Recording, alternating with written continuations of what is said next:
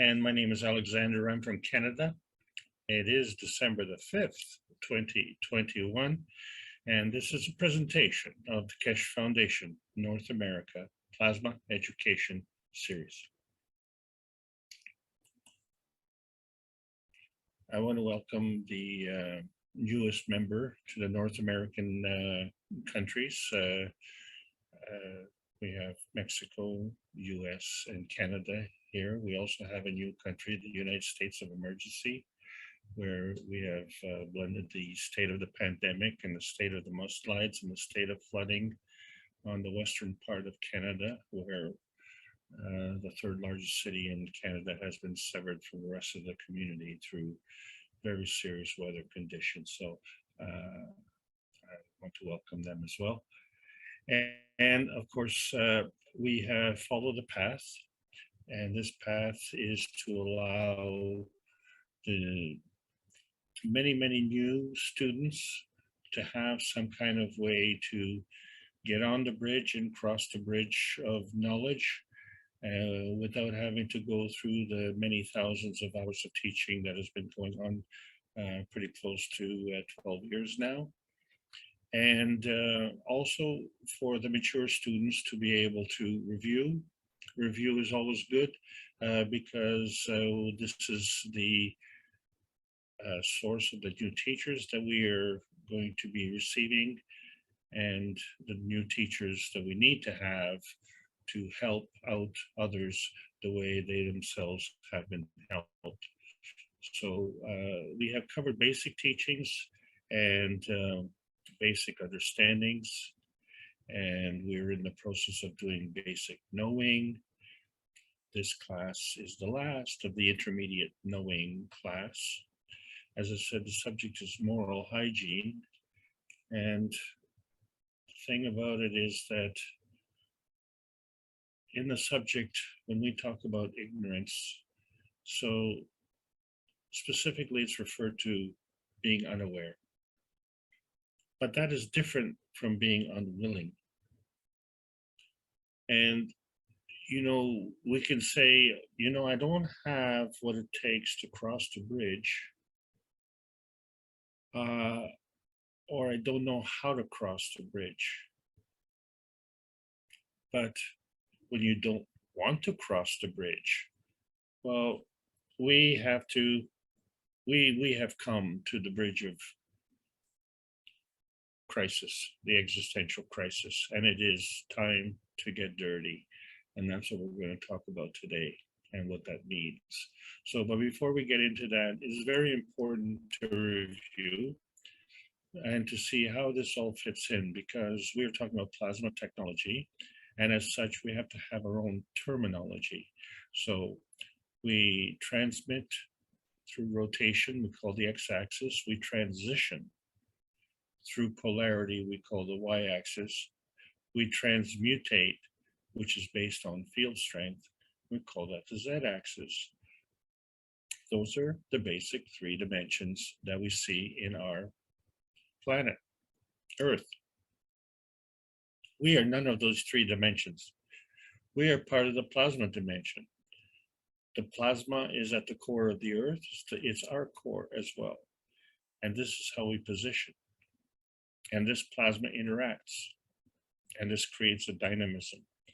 So we have a dynamism within us, and we have a dynamism interacting with other plasmas. And all of this is based on energy in motion. And this energy in motion can go through the ranges just on this planet, or it can go through the ranges in outer space. As we go through the various ranges, that is called transcendence. And additionally, we have emotions, which are the product of co-creation, and we can transcend those as well. And then we have soul dimensions, and we can transcend those as well.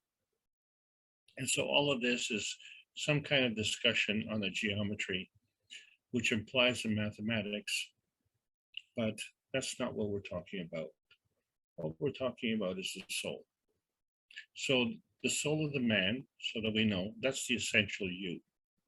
And that is the interaction between the plasma state and the matter state.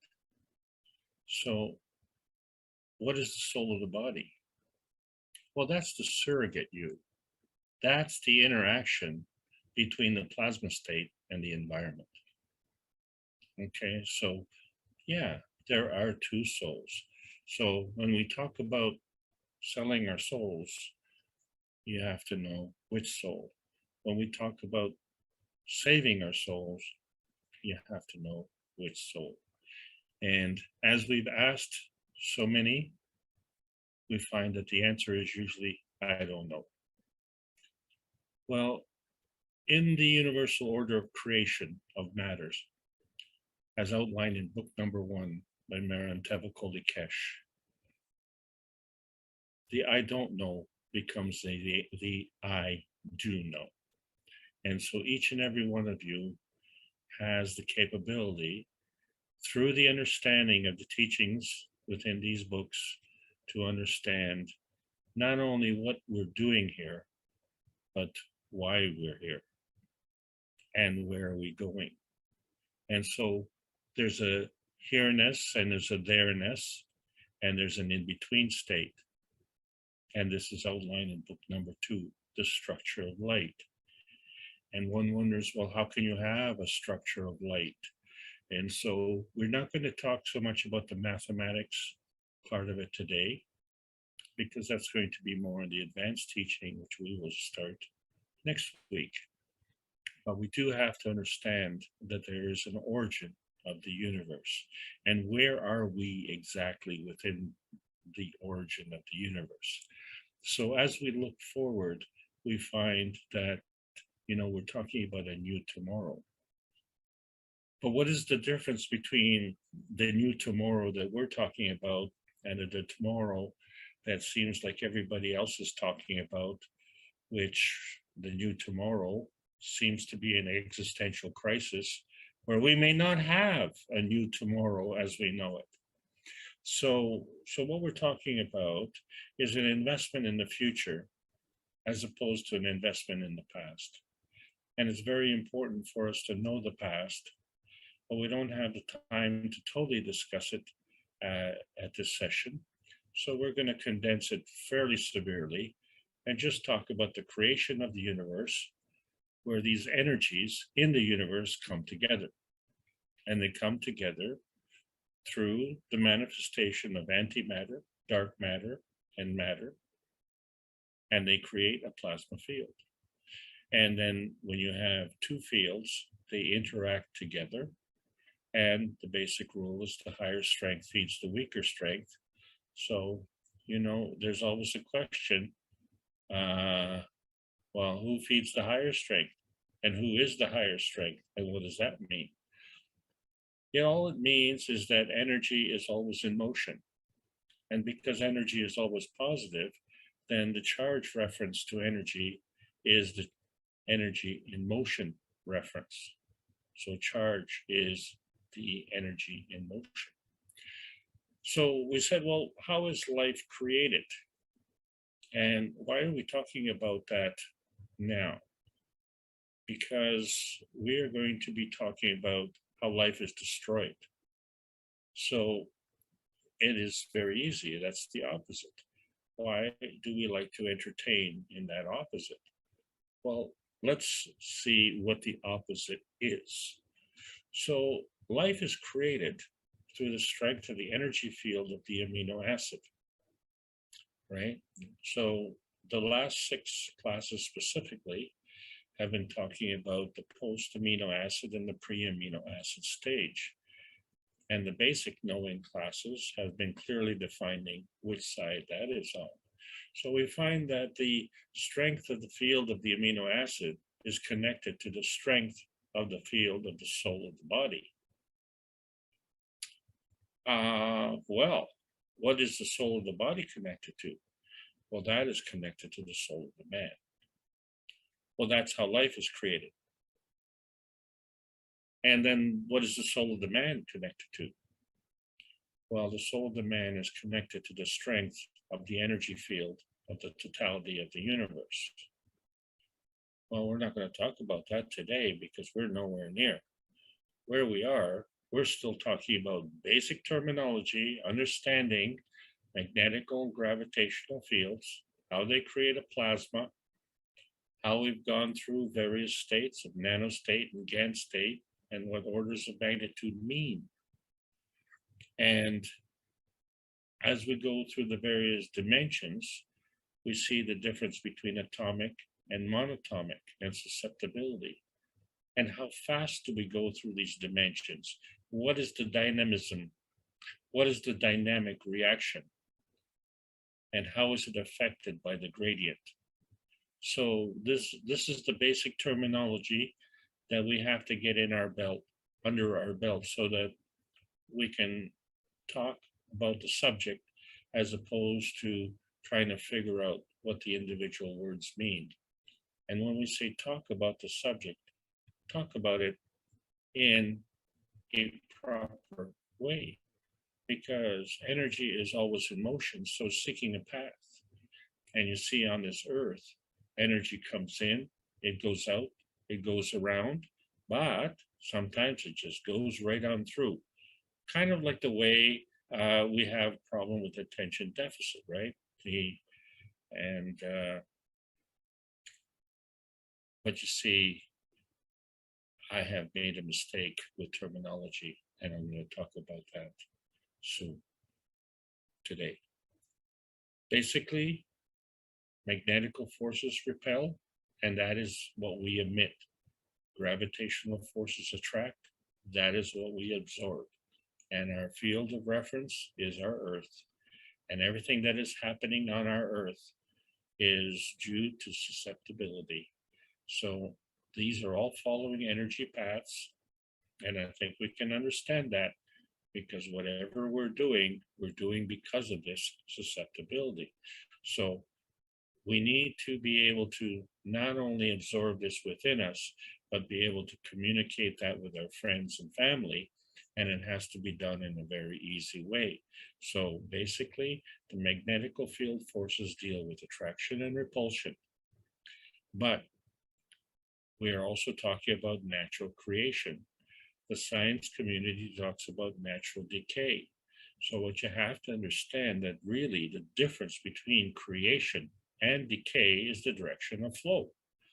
So there's a magnetical and there's a gravitational, but this is an extra over and above the basic MAGRAV condition. So you, as a MAGRAV condition, can give, but you have to have to give. And then once you give, then you can take, and you have to take it to somewhere. So you have to have a MAGRAV condition. So whether it's creation or whether it's decay is just indicating the direction of flow.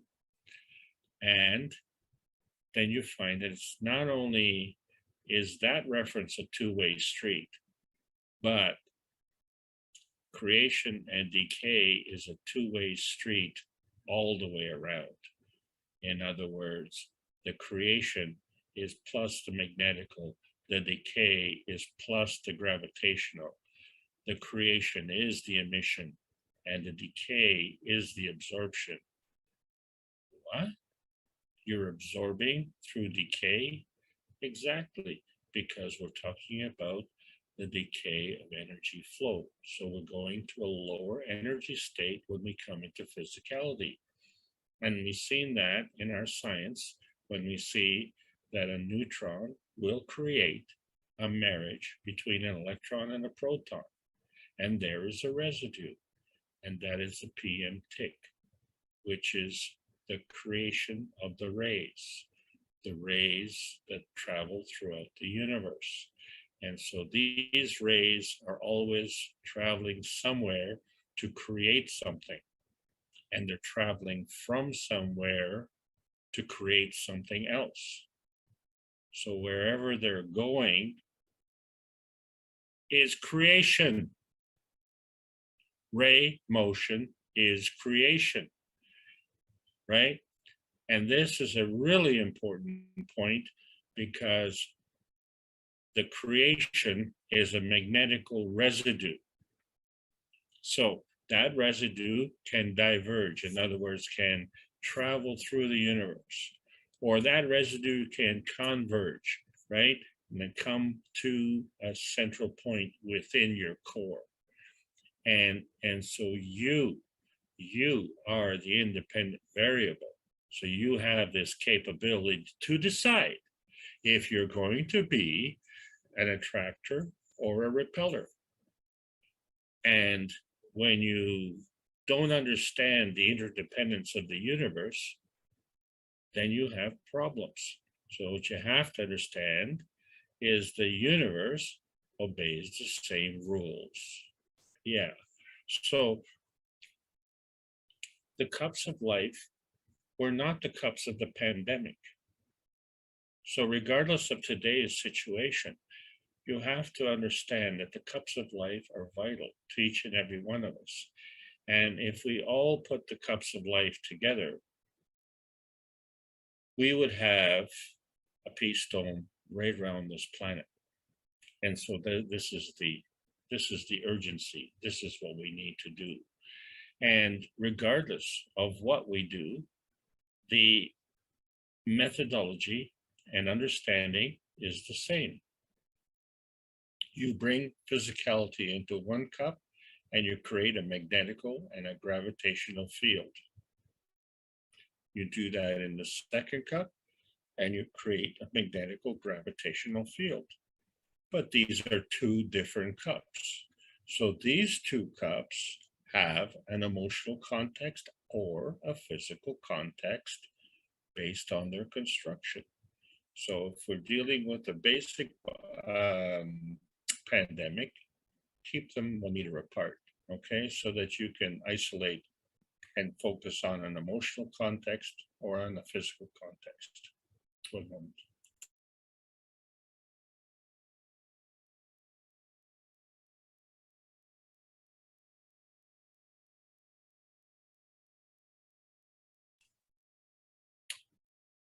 Thank you. But when we put the two cups together, they act as one. Two becomes one. And they collectively have a magnetical gravitational field. And when we add the third cup, which is the cup of soul, then you see each cup has a magnetical gravitational field. So let me just restate that. It has a magnetical field. It has a gravitational field, and it has a soul. And the combination of the three have a magnetical and a gravitational field and have a soul. Okay, so this is what we have. And this is what we're going to discuss, what we have. And what we also have is in our interaction with our environment. And so the cup of inertia also has a magnetical field and a gravitational field. With what? What? The cup of the earth. The earth has a magnetical field and a gravitational field. So when we took all these 5 cups together, they were all individual cups, right? But when they come together collectively, they have a magnetical field, they have a gravitational field, and they have a soul. This having of these characteristics is essential to understanding plasma science.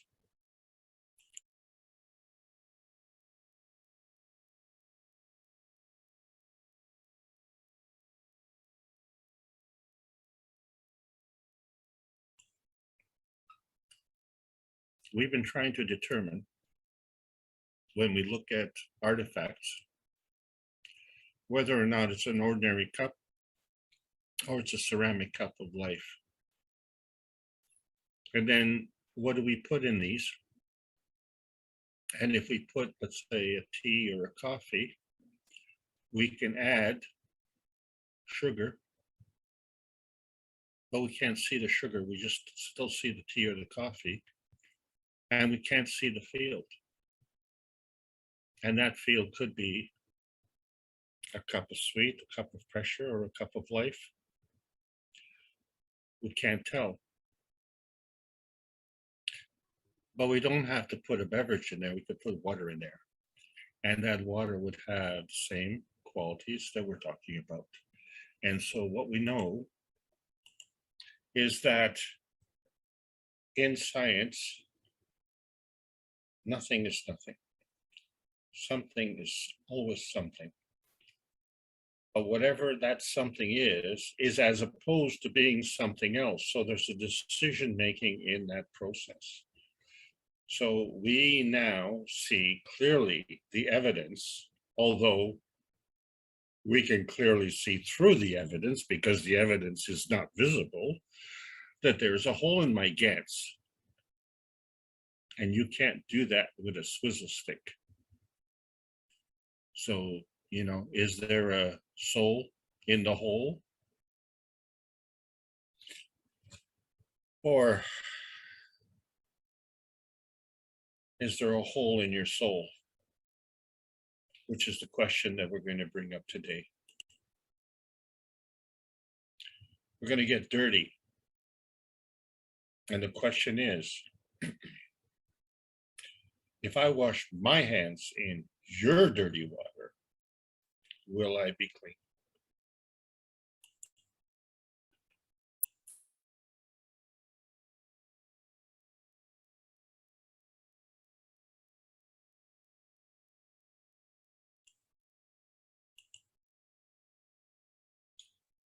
So we all enjoy the show. We are actually the show. We are in the theater of war. We are facing an existential crisis. We have a battle for our minds. We have a battle for our technology. And we have a battle for peace. I didn't define who we are. What we're talking about with peace is the advancement of humanity. And the advancement of humanity means not only peace on earth, but peace of mind. And when we look in the universe, we see that there is peace there. But the trouble is, we're also part of the universe. So we are the Achilles heel. And we have an Achilles heel. And so this Achilles heel is causing a binding. And so we are part of this binding. So that you understand binding, you can bind it like with twine, bind it into a loop.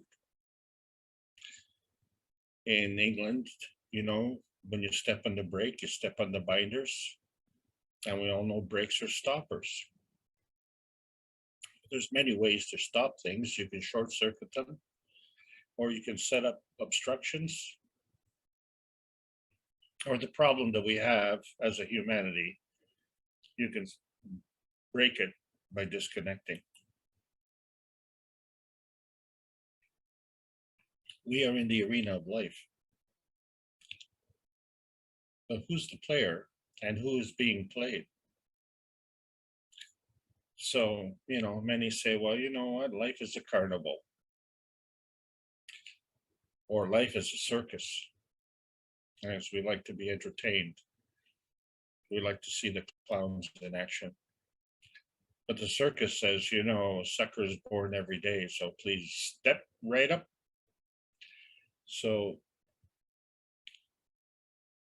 are we being entertained or are we being taken advantage of?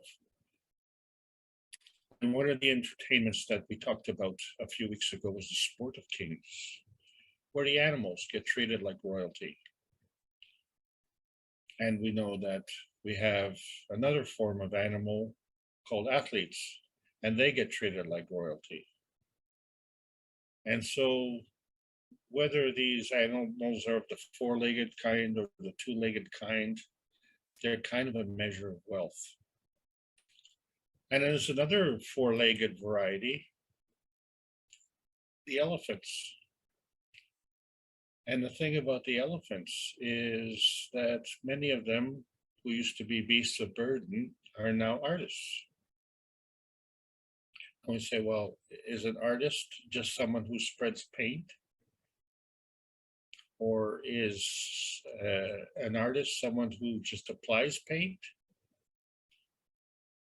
Or is an artist who actually paints a drawing? And you find that the drawings that these elephants paint, the way they know that it's art is because the elephant knows when to stop. He doesn't just keep painting because you keep giving him the paint. He's painting a picture in his own mind's eye. So these elephants have an intelligence and they are artistic. So we find that the beast of burden has progressed to be an artist. Why? Because it's an existential crisis for the elephant. With our modern advancement, the existence and survival of the elephant has been threatened. And so we have needs. And so the elephant has to earn his way so that he can have these needs. And one of the needs is to have a caretaker. And the caretaker has needs. So those needs have to be earned through the sale of art. That's what racehorses do. They have needs. They are also no longer beasts of burden. So they earn their way through horse racing.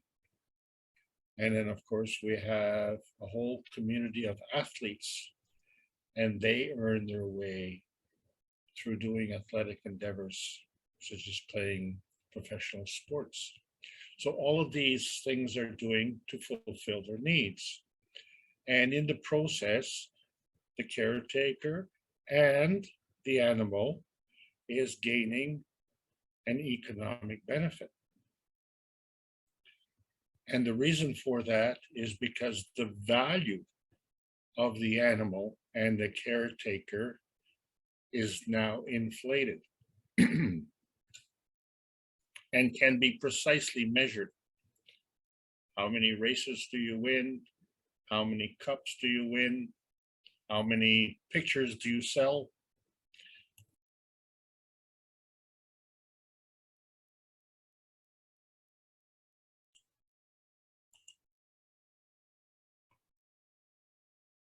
I talked about camel jockeys a few weeks ago. And what's different between camel racing and horse racing? We actually do have jockeys in horse racing, and they're well taken care of. The animals are well taken care of, the jockeys are well taken care of, but in some countries, the animals are worth a lot of money and the jockeys are not. So the jockeys had to be replaced. So we find that in horse racing or camel racing, the weight of the jockey becomes a factor. So in horse racing, they have used artificial ways of balancing out the weights to make the horse racing more interesting. Whereas in some sports, they were using children as camel jockeys. And in 2005, it became illegal to do that because not only were the jockeys not treated humanely, but how they were obtained was also not done humanely. So when we talk about moral decency,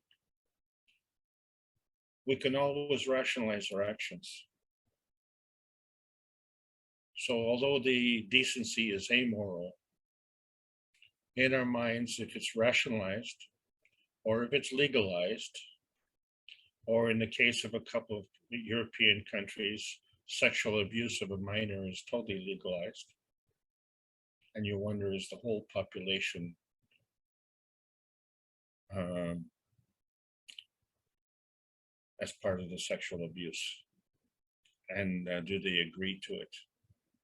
So this becomes a contrived, a contrived type of point of view. And to further cement this, we talk about honor. Well, what is honor? It's not something you can go to the corner store and buy. So they talk about the honor amongst thieves. Military has an honor. We have religious vows for honor. We have marriage vows for honor. And then, of course, we have censorship to protect our honor. And if you don't, then you have to see your honor. But this is an evolution that we've gone through. So we've come through the fields of the universe through rays. We've come through the plasma, which is the creation of the neutron. From there, we created physics, physically, chemistry, physically, with molecules. And in biology, we added the sentience. What is the sentience now? So the sentience is the essence of the soul of man. And this was talked about in the 238th Knowledge Seekers Workshop, the creation of the soul of man. So this is the plasmatic point of view. But in our world, we have a lot of leeches on our soul that comes through an overcommitment. What is an overcommitment? Well, a physical overcommitment would be somebody like a bodybuilder, right? Or an athlete, or a beauty queen. An emotional commitment would be someone who's like a gold digger. So, we have the San Francisco 49ers, right? In 1849, there was a gold rush. So it created a lot of emotion, a lot of anxiety, and people flocking to that. But then, of course, there are other gold diggers that we know about. And basically, it all amounts to the same thing. It's a purpose and objective is for money. And then, of course, we have mental leeches.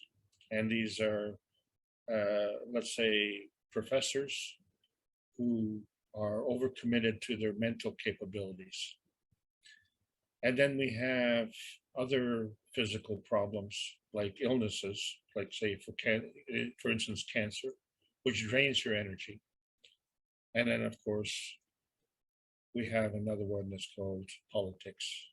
And the worst of all is the petty politics, because all of that is draining your attention. These are all leeches on our soul. And the thing about these leeches, what we're trying to discuss is life's essentials. And so when we discuss life's essentials, it's essential to nourish and nurture us. That's what our mothers did when we were born. They nurtured us as we were growing. And in the process, they nourished us in many, many ways.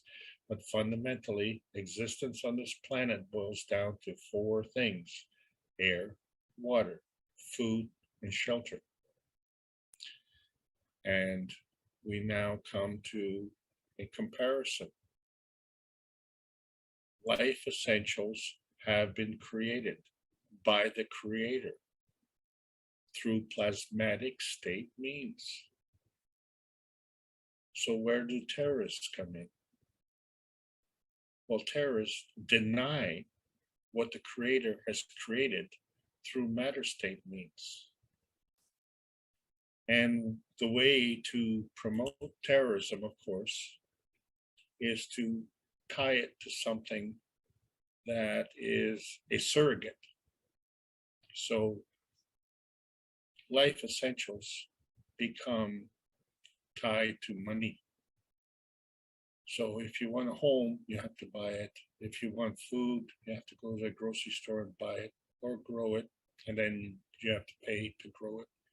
You have to have the land. And of course, you need the water. And if you can't get the water naturally, then you have to pay for it.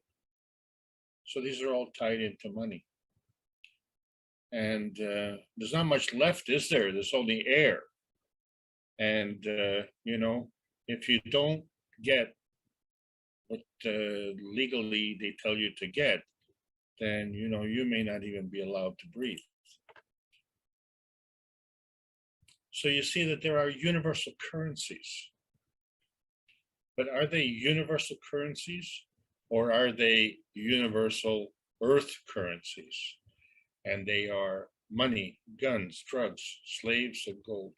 They're all interchangeable and there are exchanges. So for instance, we talk about gold. So what does that mean? Silence is golden, isn't it? So we need to have censorship. There's a golden ratio. Mathematicians and artists are working on that. We're going to discuss that more in the advanced state. And then, of course, there's the golden rule: do unto others the way you would like them to do unto you. Or maybe we should paraphrase that and say, do unto others before they do it to you. Then, of course, we can mine for gold. Well, where did this gold come from? And there's different ways to mine for gold, isn't it? And so we have gold diggers as well. This is all part of the pornography on this planet. And in preparation for today's presentation, I wanted to really do my research, and I couldn't go very far because this was a very emotional journey. And so I really had to cut it short. And so to say, we treat, say, pornographic material where we watch couples making sex, and we call that soft porn. And if you've ever been in a triple X rated store to look for magazines or videos, and you find that the soft porn is at the front and the hardcore stuff is at the back, a lot of people have no problem going to the back of the store. And I do, but that's my problem, isn't it? Those who go to the back of the store, they get into hardcore pornography. And what is really sad is that someone has to produce this. And you find, and I'm speaking as a Canadian, that a lot of the pornography comes out of Europe. So, we actually import this stuff. But, the thing is, we're not talking about love making, we're talking about lust. And extreme cases of lust actually involve slavery. So we have child trafficking, we have sex trafficking, we have all sorts of trafficking. And now we've added another element, fear porn. And this comes through a mental abuse, a lack of knowledge, and that lack of knowledge gets exacerbated through censorship, right? And so really that's all I want to talk about pornography, because I came to realize that the sex sort of associated to pornography is the lust, is the taking for the self-serving pleasure. How can the pleasure of creation be a pornography? So we find that the only way that we can do that is when we get a different kind of point of view, say from a religious point of view. And so they call that the original sin. And you understand why we all have a social insurance number. But there's another problem, as we see properties as a possession. So, one of the goals that everybody wants to have is a refuge, a place, a home, or a real estate.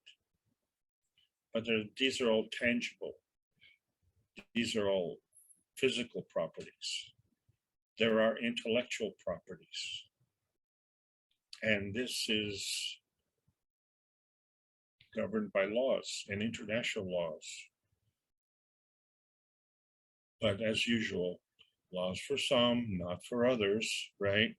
So really, it's like a boat with a hole in it, isn't it?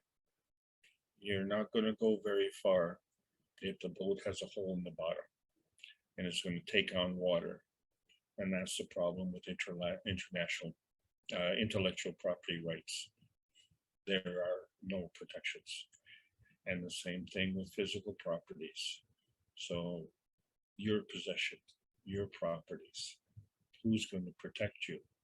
They say in an unfinished sentence, to serve and protect. So the implication is that it's for you. But the truth is, it's not for you. That's why it's an unfinished sentence. And then, of course, if you need the money, what can you sell? What's left? Well, you can sell your soul. And that's what this discussion is about. The selling of your soul. And that's called louche. Louche is your essence. And when we talk about the law of detachment, it means, can you protect your louche? Because if you engage, then you become part of what you give your time and attention to. And if you give your time and attention to those things that are going to get you, then they will. And the way we are encouraged to interchange with that is through fear and greed. And say, well, I can play that game. I can get into that arena and I can succeed in that arena. And how you do that is through ego validation, right? To be the best that you can be. But that in itself involves a leakage. You see, because you are now getting the energy from a earthbound source.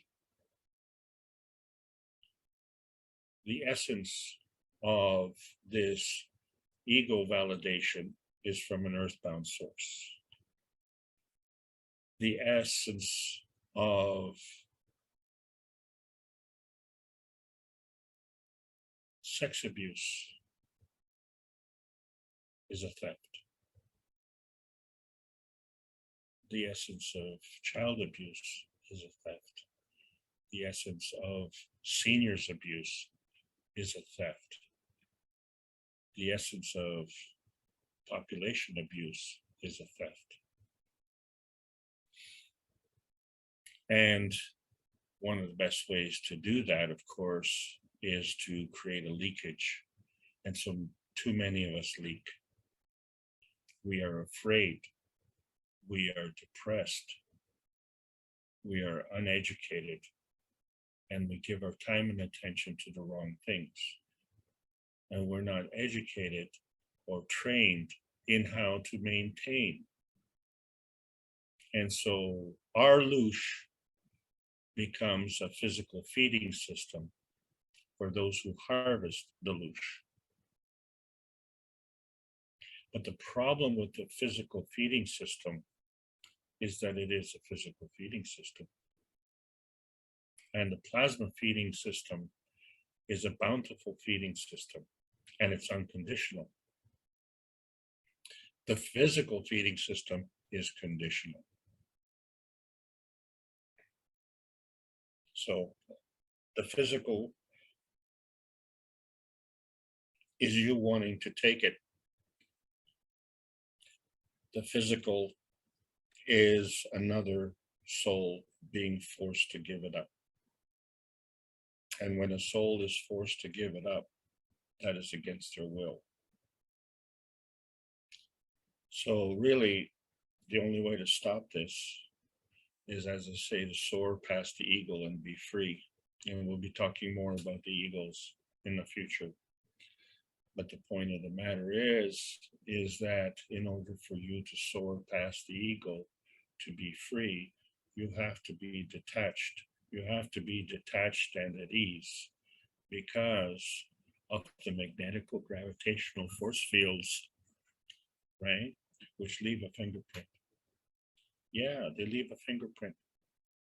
So if you don't want to leave a fingerprint, you'll have to engage the law of detachment and understand that the feeding system is plasmatic, universal, bountiful, and unconditional. We have a loose problem on this planet, and it is really at the heart of everything.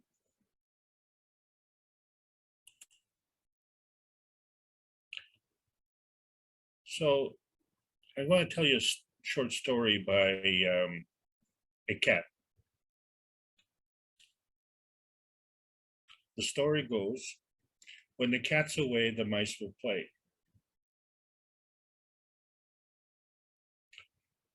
This story was written by a cat as opposed to a mouse. Okay? Because the thing is, if you are given the opportunity to be ethical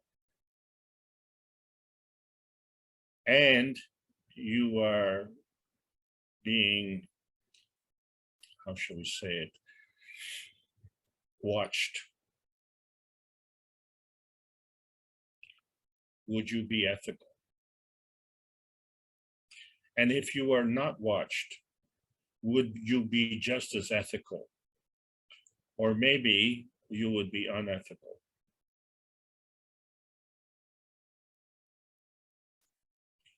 So it's like sweeping the dirt under the carpet. Nobody knows, except for the guy who swept it under the carpet. And if he says nobody knows, then the guy who swept it under the carpet is a nobody. But nobody is nobody because nothing is nothing. Something is always something. And so Schrodinger's cat is out of the bag. We have an opportunity to make a choice.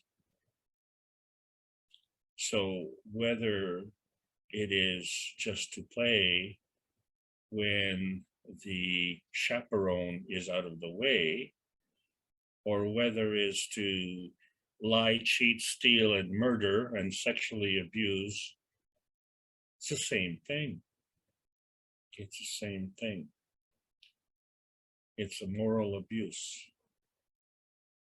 It's a loose stealing. And there are consequences.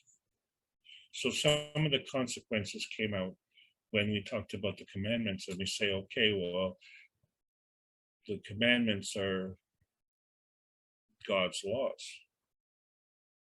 Well, there are universal laws and there are man-made laws. And how can you tell the difference? So the universal laws deal with ethics, and that involves morality, courage, and compassion. So if you have no morality, then when the cat's away, all the cats will play. And the only time you have a courage is when you're carrying the biggest gun. And you have trophies, notch in your belt, or a notch in your lipstick case. You would only do this because you don't have any compassion for your fellow man. Because what's the difference? If you care for the animal because the animal brings you money, but you don't care for the jockey because the jockey is your cost. So you relate whether you have a compassion based on the money aspect of it. Now you have a conflict between the laws of man and the laws of nature. So how can you tell if it's a law of the man or the law of nature? And this is what I talked about earlier. Not does not work. You cannot not do something. Okay? Energy is in motion. It is always in motion. So try it. Open your hand. Close your hand. Don't open your hand. What is that? What do you mean, don't open my hand? You can only open it or close it. You cannot not open it or not close it. All right? Because when you're issuing an energy in motion, then you can do. And not only you can do, but you can be. So now you understand that life is about being and doing. And then when we go into higher energy states, then life is about being and doing more, right? Higher order of magnitude. That's in our DNA, you see. But our DNA is post-amino acid. So, we have mathematical concerns with what is the difference between a pentagon and a hexagon. We're going to talk about that more in the advanced stages. But when you look at two components here that we have of our DNA, for instance, we find that the five-sided figure is the key to the lock, and the six-sided figure is the lock that holds the key. So why are we going to talk about the pine cone? Well, because they say if you can control the heart of the man, you can control the man. And sure, that is true. So if in your heart, you want to get money, you need money, or you would do anything for the money, well, the heart will lead you the way. But that is your emotion. Your emotion governs your physicality. And then you find that your motion is regulated by the thyroid. The thyroid is a gland. It is an intermediary between the physicality and your emotion. Well, I asked the doctor, what regulates the heart? And they said, well, it's the thyroid. So the first thing they did, though, was they gave me heart medication. I said, well, why are you giving heart medication if the thyroid regulates the heart? So the heart is responding properly, isn't it? Yeah, that's a good argument. So why don't we give you thyroid medication? Okay, well, what regulates the thyroid? It's the pituitary. Okay, so the thyroid is responding properly. So why don't you give me pituitary medication? Well, we can't. Isn't that funny? So because you can't and you don't know how, why am I talking to you? And why are you giving me drugs and telling me that I have to take drugs for the rest of my life? and that if I fail to take your drugs, that I will have 6 months to live. So that was 35 years ago. And then I found out that the pituitary is regulated by the pineal gland. Well, what is regulating the pineal gland? And now we know that it's the soul. And why is the pineal gland so important? Why is the statue in the Vatican of a pine cone?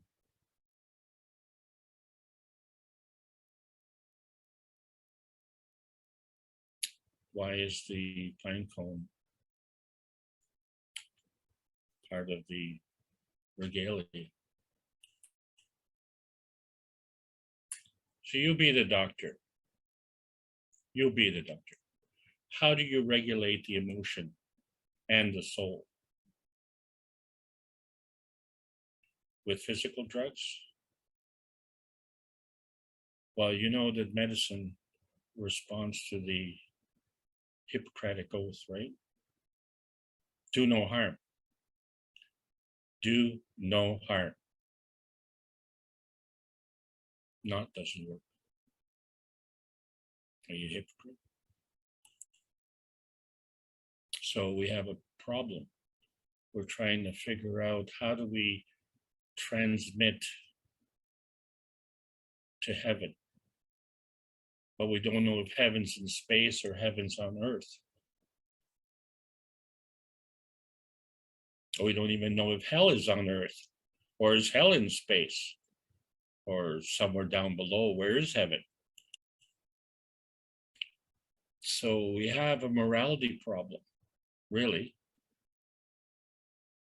And this morality problem affects our emotion. And it blocks our conversion to the soul. And that conversion is the transition of energy from our environment into our soul. Because our soul is us. So what we're saying is that there is no heaven in space and there is no hell in space. The heaven is on earth, hell is on earth. Okay? But the transition to the soul is blocked by this physical abuse. So we can see that the right hand sometimes pulls the trigger or the left hand is the choker. But whatever it is, in order to receive, it's done through the forceful taking, the loose harvesting. And so what happens is that we have a disconnect. The disconnect with the lowest energy state, the feedback energy state,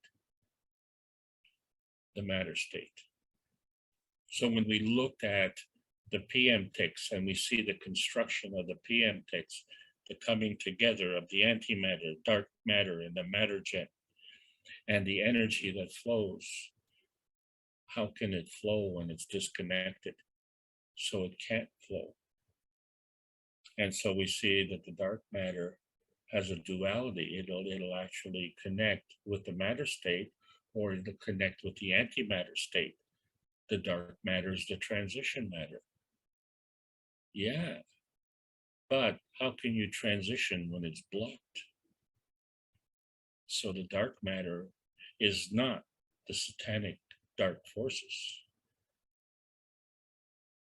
The blockages. Energy comes in an energy pack. And the higher the gradient, the faster it flows.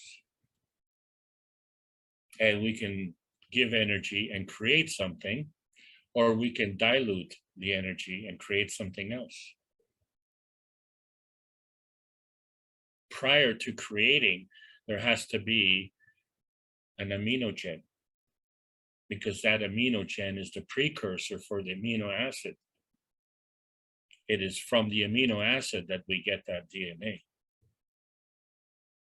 And so this is why we have a spice of life, because all of these energy packs come in different flavors. And so when our spirit wants to dream, our indomitable spirit, it has to connect to the soul. And when it's blocked, the heart is black, the soul is black. So we need to open the soul. The energy goes from the higher to the weaker. Your soul is the higher. You cannot lie, cheat, and steal to your soul. You can only do that in a physical manifestation. And so if we understand this nature, and then if we understand just a fundamental that one side has to be the giver and the other side has to be the taker, because energy moves through the giving and taking of energy. So the right hand is the giver, the left hand is the taker, and you give to receive. This is how we transition to heaven. And this is not a pie in the sky. This is how the winds blow. So we've been talking a lot about the winds blowing and which side is the lee side and which side is the wind side. And so think about it. The westerlies blow towards the east. So the east wind blowing are the westerlies. This is how sailors talk. And so the westerlies are magnetical, right? Because they're giving. So now you understand why we're at the watershed here, right? And why we had to blow everything over on the lee side, right? Because it's physical. So this is the study of nuclear decay, right? All the things that are physical are the study of nuclear decay. With the plasma science is the study of nuclear creation. The nuclear creation that comes from the manifestation of aminogen and carbogen into our man-made environment. The transition from magnetical to gravitational. This is our physicality, but it's a two-way street because it all has to come from somewhere. So it comes from principal matter, which is the collection through our force field interaction of PM ticks. And from there, we create a balance. But you know, we have dreams. There's something in the background. That is the substructure of our reality. And we just have to understand our point of view on what reality really is. So these classes have all been about knowing by connection, how to go from our aminogen state to our post-amino acid state, right? Because the PM ticks, which are magnetical, are delivering energy to a maggrav condition of the X, Y, and Z axis, which creates a gravitational condition. And in between is a transition. And we need to open up that transition zone to allow the energy, to allow the energy to go both ways. So from our basic point of view, we are gravitational. And what we're giving is a transmutation of part of our spirit, part of our soul, part of our physicality. And we're interacting with this planet, right? So this is the range transmutation on this planet. So to understand our limitations have to do with the interaction of the soul of the man and the soul of the body. And we are the independent variable. And what we have to do is to understand that when the cat's away, the cats will play. But will they play according to their moral hygiene or their amoral decency? So we really have to trust in our soul, because the soul is here as an interaction between the soul of the sun and the soul of the earth. And so we have put chains on ourselves by not understanding this concept, by looking at things the wrong way. And now we see that we can unchain our atomic structure into a monatomic structure and open it up. And now we understand how the soul systems work, where every night, if you go to sleep, your soul of the body releases the soul of the man. There's a connection. It's a springing connection, isn't it? Because you can spring out and then you can be pulled back in the morning. This connection goes both ways. And so from your point of view, that's between you and your dreams, isn't it? And you try and understand the art of dreaming. And I'll tell you what, we are all in uncharted territories right now. Okay, we're all trying to sort this thing out. So yeah, today I'm a teacher and I'm the leader and you're following me, but you know what? I'm just a student. Okay, because what I'm trying to figure out is how do we get across this bridge? And we come to the intermediate knowing point where we are bridging this gap of knowledge. And we are going into a higher order of magnitude, which is not just for us, but everybody else on this planet, because we've come to an existential crisis. And with that existential crisis, we have to understand that our Earth domain is our Earth space, but the space domain involves an inner space and an outer space. So the purpose of our existence here is to extend our domain from the Earth space to the outer space.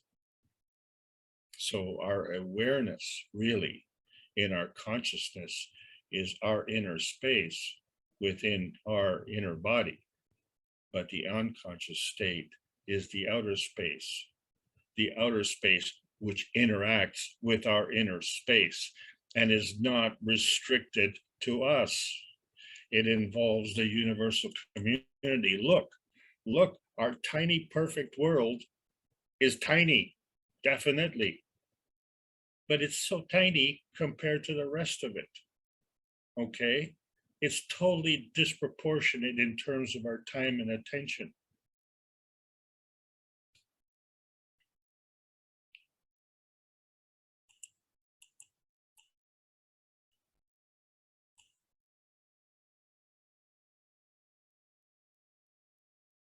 We have to connect. We have to connect to the rest of the universe. The question then comes is, why does the rest of the universe care? Well, because the ethos of the universe involves compassion, right? It's the soul of the sun plus the soul of the earth that attracts the soul of the man, isn't it? And then it's your soul and the soul of the earth that attracts the soul of the body, isn't it? And so it's the combination of the soul of the earth plus the soul of the body that manifests itself into physicality of the body. But there's a flaw. And the flaw is the cats can play when the cat's away.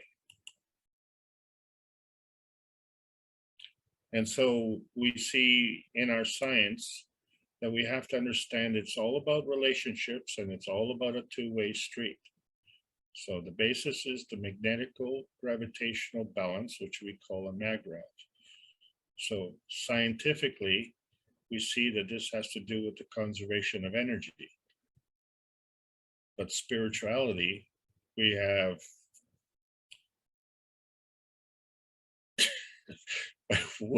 whatever we have. We have moral dilemma is what we have, because the spirit is the motor of the soul.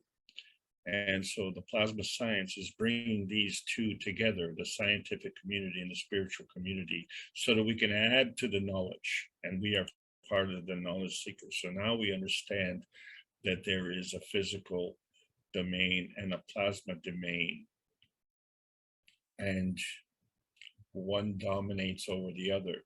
Really? It's a common denominator, willing, peaceful, and it's a two-way street. And so if we understand this, then we understand the nature of what's going on with the new plasma science, which are physical vehicles that get us to allow us to connect our souls together. So when Herman Wales says that there's no such thing as one and the same energy, which constitutes a charge at two adjacent increments of time. So therefore, there has to be motion. There has to be a flow. There has to be a motion. And in order for there to be flow, there has to be a connection. So now you understand. But we can't do this physically without crossing the bridge of peace. And the reason for that is because when you look at our tiny perfect world, it is anything but peaceful. But when you look at the universe, it demands peace. So what happens is the same way that you go into your dream state, that you go from the physicality to the spirit to the soul, cross the bridge of peace, where one is nested within the other. It's all energy in motion. Whether you can see it and touch it, or whether you can't see it and touch it, that energy is in motion, and you know that. And so when you get to the other side, then you go through a transformation, which is the same way as you did at birth. You go from the soul to the spirit to the physicality. This is how we are working the 5-cup system, where we see the stacker unit and the individual components. That's our physicality. But where does it come from? It comes from the cup of the universe, which allows an independent variable that says, you know what? When the cat's away, the cat will play according to the ethos of the universe, with ethics, morality, compassion, and courage, none of which are visible in the physical inventory, none of which are visible in the physical connections, none of which are visible in the chemical inventory. They are visible in the plasmatic inventory. The manifestation of the plasmatic inventory is your form artifact. This is the skill that we have to develop. So when we define manifestation, we see that we can have a stacker unit and we have a universal unit. And this is our perception of reality. So when two fields come together, they form another. And whatever they form is a manifestation. So the plasma feeding leads to the manifestation. But we have a choice. We can be non-tangible or tangible, non-visible or visible, plasmatic or physical. And we can either transition through the dark matter, or we can shine as the light matter. Whatever we're doing, there is always a plasmatic reality, and maybe there's a physical reality. So whatever manifestation is a form artifact. And so we're dropping the dependence on the physicality and seeking the enhanced skill of the emotion of presence, because the emotion of presence is a form artifact also of energy in motion. And it is the emotion which is the higher energy for the physicality. So when we have a kit and we have all the elements of the kit, what's missing is the music, isn't it? So we said, well, there's a windward side There's a leeward side, and we are at the watershed. And so in physical science, we can't explain this. It's always, I don't know, I don't know. And therefore, these subjects are out of range. And why? Because there's a post amino acid structure. And you find that our DNA is in a post amino acid structure. And so we have the amino acid through the building of the four elements, carbon, oxygen, hydrogen, and nitrogen. And this is a positioning by field strength, but it is created from a pre-amino acid stage, right? An aminogen, which is created with the interaction of carbogen, oxygen, nitrogen, hydrogen in a plasmatic state. Okay, so that's the difference between the plasmatic creation and the man-made creation, and you know that, okay, because you've seen, as you as a detective are looking for the clues, what you don't see may be the evidence that you need to see through your understanding, through your knowing that when you created the cups of life, you had a residue in there, GANs, amino acid, and water. And you created that. You created that from nothing. But though nothing is nothing, something is always something. And you are the independent variable, so that you can either be responsible or you can play.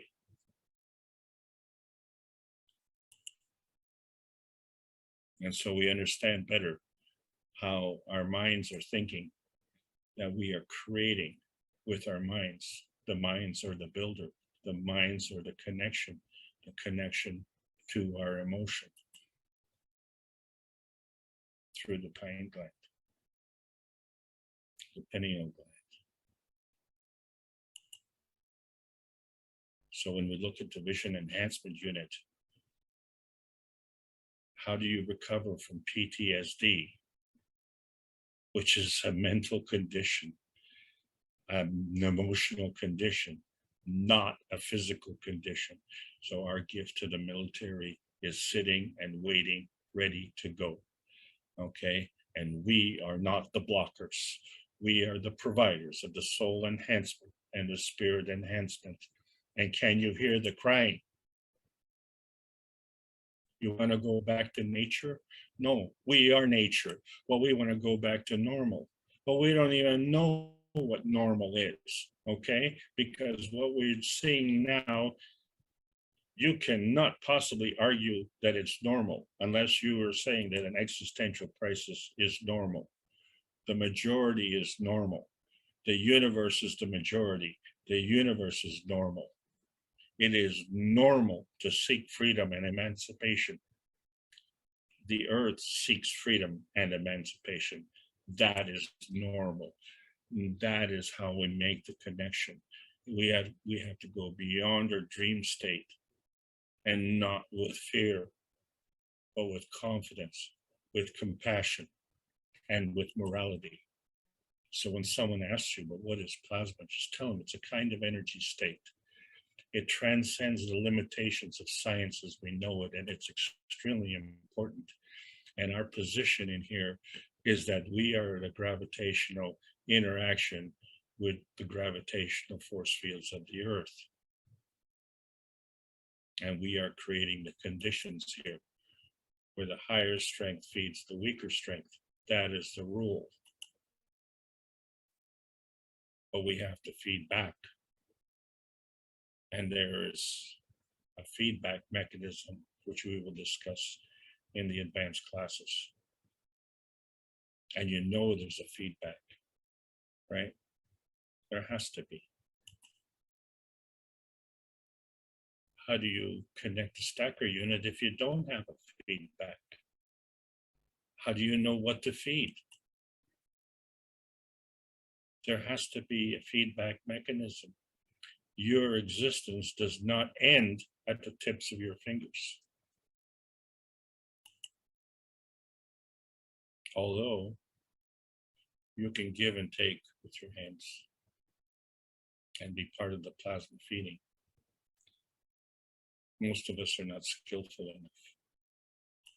We're just starting to understand the positioning of principal matter and how it's created.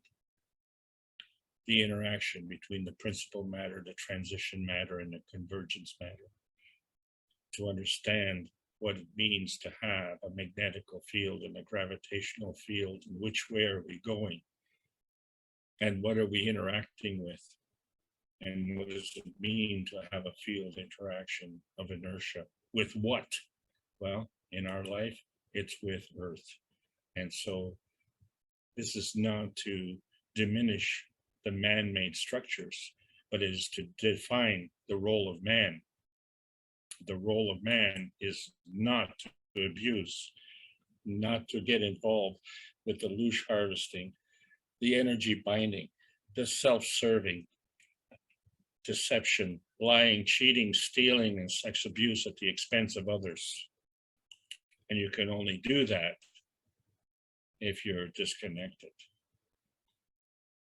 You can only do that if you're disconnected. So if you are going to be connected, what you will find, and you will be connected, because the soul of man is eternal.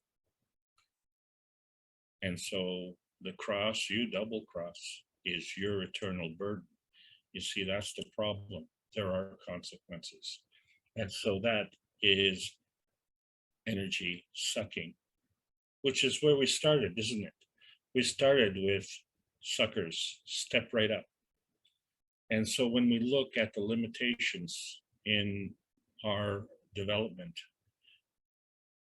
we need to focus on what the purpose of our life is to follow the ethics of the universe. And the ethics of the universe has a morality, and we have a choice. And that choice can only be made properly when we have compassion. How can you care for your fellow man if you're trying to kill him? And if you're trying to kill your fellow man, which fellow man can you kill? What are the limitations of that? You would have to discriminate between your fellow man. How can you tell? You have no compassion anyway, so you can't tell. So once you have compassion, then you have the real courage. So the courage is not how big a gun you have, because if you had a big gun, you would be the king of the universe, as opposed to be the king of the tiny perfect world. This is the ethos of the universe. So the ethos constitutes ethical behavior, and the ethical behavior abides by universal laws. So therefore, the opposite, unethical behavior, violates the universal laws, right? So the universal community exists in a pre-amino acid condition. The aminogen is the common denominator. And the ethical knowing comes from the aminogen. That is the common denominator, the ethical knowing, right? So we see that our entry into our physicality is the transition, and it's facilitated by the knowing by connection.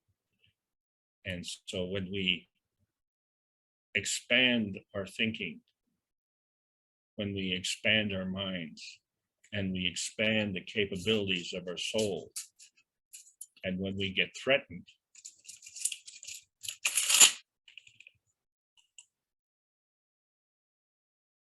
seek refuge. Don't fight, seek refuge.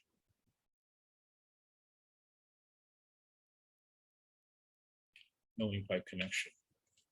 Now we understand the difference between the stacker unit, the physical destination state, and the universal cup, which is the dynamic transfer state, and the interaction between the two. Elevate to a higher soul, because the elevation then can blend and can be more potent. This is how, through the knowing by connection, we can facilitate the plasma dilution to fulfill our dreams. This is the art of dreaming.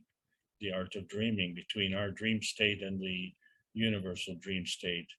And the universal dream state will encapsulate everything because that is the creation. So now we understand the difference when we talk about the universal languages. We see music and soccer as being kind of our emotional and physical satisfaction, right? And we do this on an earthbound state. And we wonder, can we do this in a spacebound state? Well, not when we engage in pornographic languages, right? When we start to substitute with loosh harvesting, can you hear the crying? Or with lust, the self-serving physicality. Oh, sure, for some that gives them emotional and physical pleasure, but it creates a binding and the pain will come.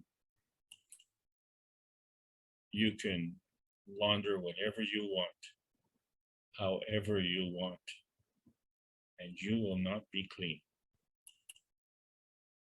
If I wash my hands in your dirty water, will I be clean? Yes, because I'm not going to wash my dirty hands with your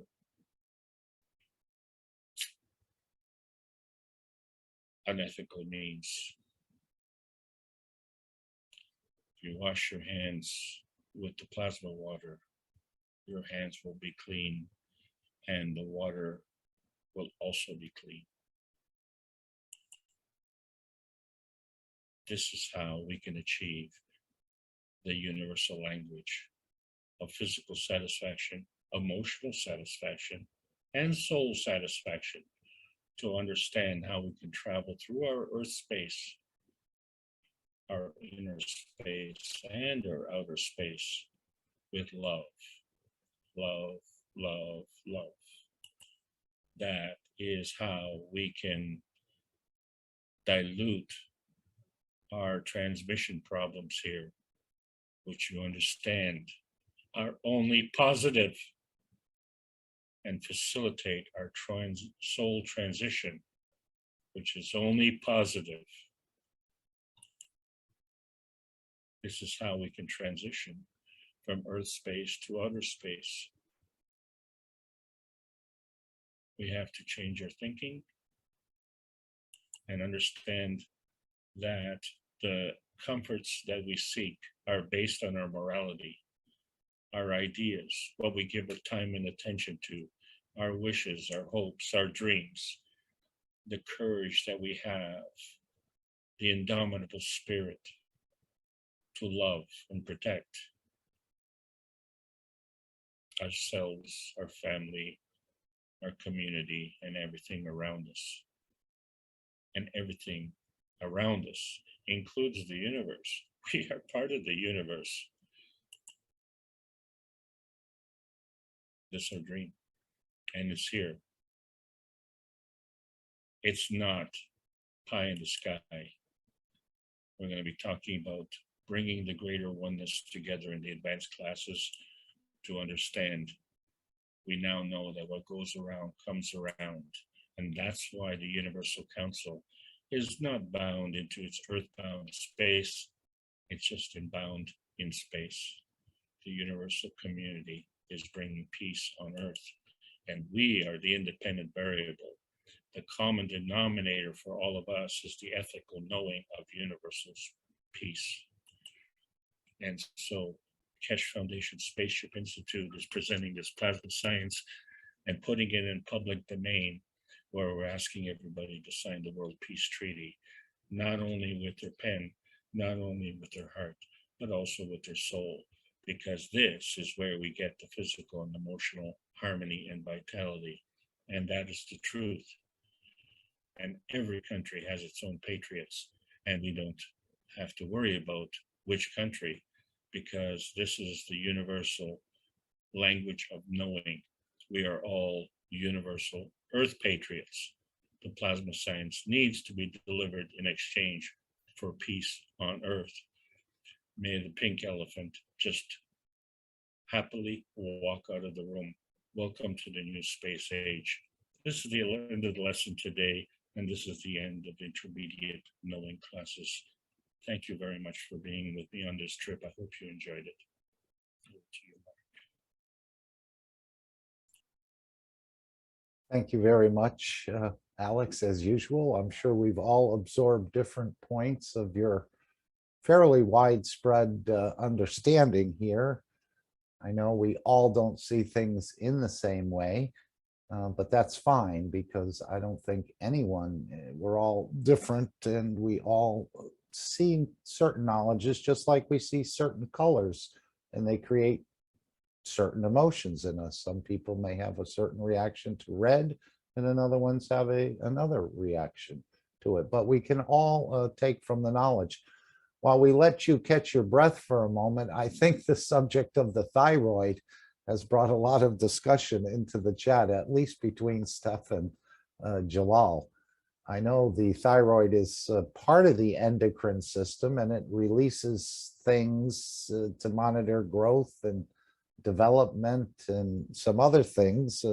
They're saying doctors don't really understand it all. I know there's a thalamus and there's a thyroid. There's two different ones. I think the thalamus is up in the brain and that helps to convert things, if I understand it.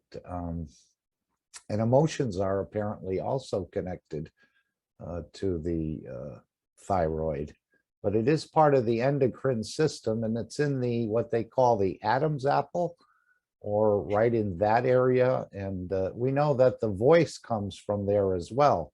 And that's the interaction between the soul of physicality and the soul of the man. That's sort of where they meet and project. But before we go to that, again, let me ask if there's anyone here for the first time.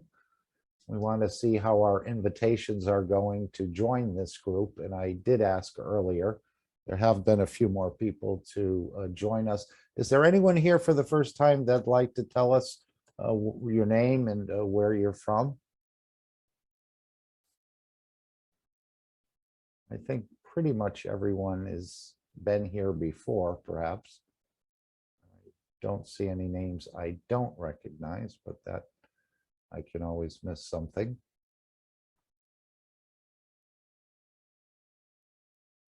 So why don't we open up the floor? I know we said we were going to go around 3 hours or so, but we'll extend it a little more for some question and answers. I don't know if Steph has something she'd like to bring, or she's worked and understood or studied the thyroid for a number of years. Again, it's a mystery to me. Jalal seems to have some experience or knowledge with it as well. Steph, I see your mic is open. Do you have a question for Alex, or would you like to make a statement? A statement, because Alex was written in some, there was written as a thyroid and then the pineal. And the thyroid, you know, it's a hormonal system. And how I write it down, the problem is many people cannot understand what we are talking about or about the soul and whatever, because they have problems with the thyroid, hyperthyroidism or hypothyroidism. It's too much or too less from these hormones. And this gland controls the whole body. And if it's not in the right position, then you are not able to think in the right way, because yeah, it's a real hormone system. I cannot explain it here. So but I told I have problems since 10 years, really bad problems, psychological, depressions, whatever. And I always trust my doctors, yeah. And I told since 2 years, because they just say, no, everything is okay. You just need a psychologist, is it right? A psychiater, psychologist. Okay, Huh? psychologist or yeah. Psychiatrist, yes. Genau. Yeah, just for my brain, also to teach about. And I have the best doctors here, the best brain doctors, because I have made a blood Test. blood test about my own. I paid 400 euros for testing special markers. They don't test any what. It's just 3 doctors, brain doctors. They have written books, whatever here in Munich. They all say, no, you just need someone to talk, a psychologist. And then I have really bad problems. I just want to die the last 10 years, yeah. And since 2 years, I studied my blood tests and find out, and make my own blood test to see other markers. So, and then I had a marker that's not normal, it's very high. And I went to them and said, hey, this marker is especially for brain tumor. And they say, no. And I was betting for going into the MRT, you know, this where you make a scan from the brain. The MRI, right? And then I was betting for, because I need a receipt from the doctors, and they said, no. And then, okay, if you want, okay, now they find out I have many brain tumors in my hypophysis, and hypophysis is for hormones too. It's all together, the thyroid and the hypophysis, and my thyroid was had a problem too, but they never find it out. First, when I checked my blood test and make my own, I made my own I find out I have genetical problems, I have brain tumors, whatever. And then I started to find out from friends which have problems, or one has no problem, my neighbor too. And I checked all this blood tests from them, and I find it out what they have. It's terrible. And that's why I tell the most doctors don't have a clue. Maybe there are a few I find out on the internet, but you are lucky when you find out some doctor. And that's the point. Before I didn't therapy by myself, I was not able to feel all this stuff here, or to know what you are talking about, because my human system was out of order. And when I balanced it by myself, because the doctor did say, no, everything is okay, then I have another feeling and another thinking. Really, I'm a new kind of character since I make a therapy by myself. And that's the point. I felt out many friends from me, they have problems too. And when we cured them with special things I tell them, then they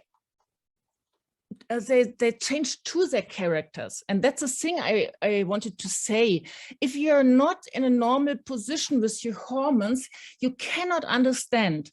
And the most people have problems because it's not finding out. And so you can tell them whatever here about this. They say, oh no, I don't understand. It's yeah, sure, whatever. And sure.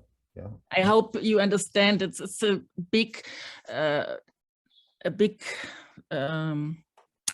thema, a big. Well, Mr. Kesh is fond to say that a half a doctor is, and he's put it a couple of different ways, but a half a doctor is worse than no doctor at all. Yeah. Yeah. It's right. I paid for myself. I paid thousands of euros to make my blood test and whatever, yeah, a genetic test. And I paid a lot for the brain specialists here in Munich, three brain specialists, and they all three know you don't have anything. Just need a psychologist to talk about. Yeah, that usually happens when they run out of answers, or reach their end of knowledge. And then they say, well, you better go talk to someone. This is obviously psychosomatic or some other. Okay, but I made my blood test for myself, and there's a marker for example, it's this prolactin. It's so high that in every book is standing, it's a sign for brain tumor. And I made this, and then I went to the doctors too, to the brain specialist. Oh no, that's because of whatever. I give them all the stuff just to say, okay, but no, it's too hard to explain it. But I give them everything. Yeah. And like the brain tumor, I have to bet that I can do the MRI. And then I had 3 tumors in my hypophysis. And the last doctor said, yeah, okay. Okay, we don't do anything or whatever. And yeah, it is so terrible. It does sound frustrating. Not frustrating, it's yeah, We sense your the emotion. most people I think are ill, and as many, not here. I think the people who are like this here in this Cashew Foundation, whatever, they're okay because they can think great. They can, but I tell you, when I go to a friend and tell him about this, he's not able to understand this. Like me, 3 years before, I couldn't understand what you're talking about. I'm not able to this because, this hormone system is out of order. Maybe the pineal gland is calcified because of, toothpaste, water, whatever, Yeah, and can I jump in, please?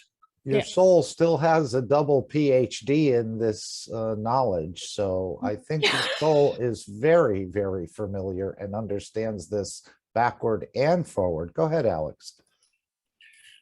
So everything, thank you. Everything that you've articulated there, I've experienced for 8 years running.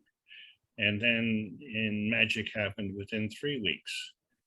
And the thing is that during those 8 years, all I kept getting from the doctors was, I don't know, I don't know, I don't know. Mhm. And I thought, well, you know what? I'm just going to go to the baker because he doesn't know either. At least I can get a muffin, Mhm.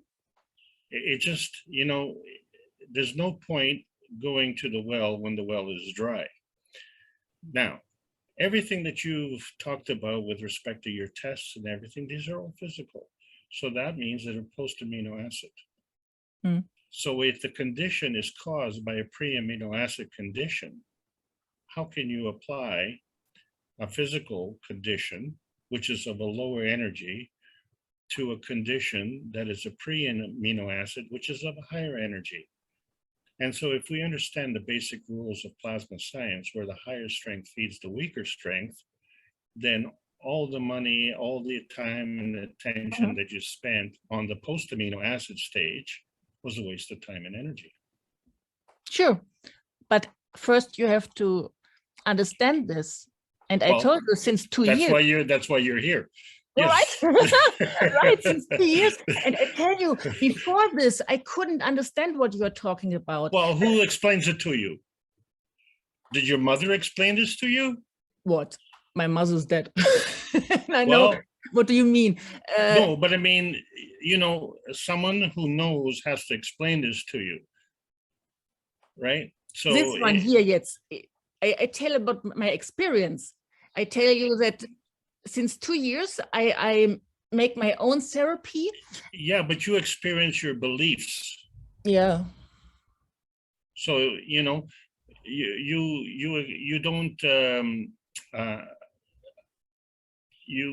what you're saying is you're believing your experience. So the experience is that, I'm sick. So you believe that, okay? But the experience comes from your belief system. So it's not the experience that's a problem. The experience is the manifestation of the problem. It's the cause of the problem comes from the belief. Well, where does that come from? So you say, well, that comes from your mind. Oh, okay. Well, we can't treat your mind. So the best way for us to say it is that you're out of your mind. And so you have psychological problems. So we're going to deal with your mental condition using physical things.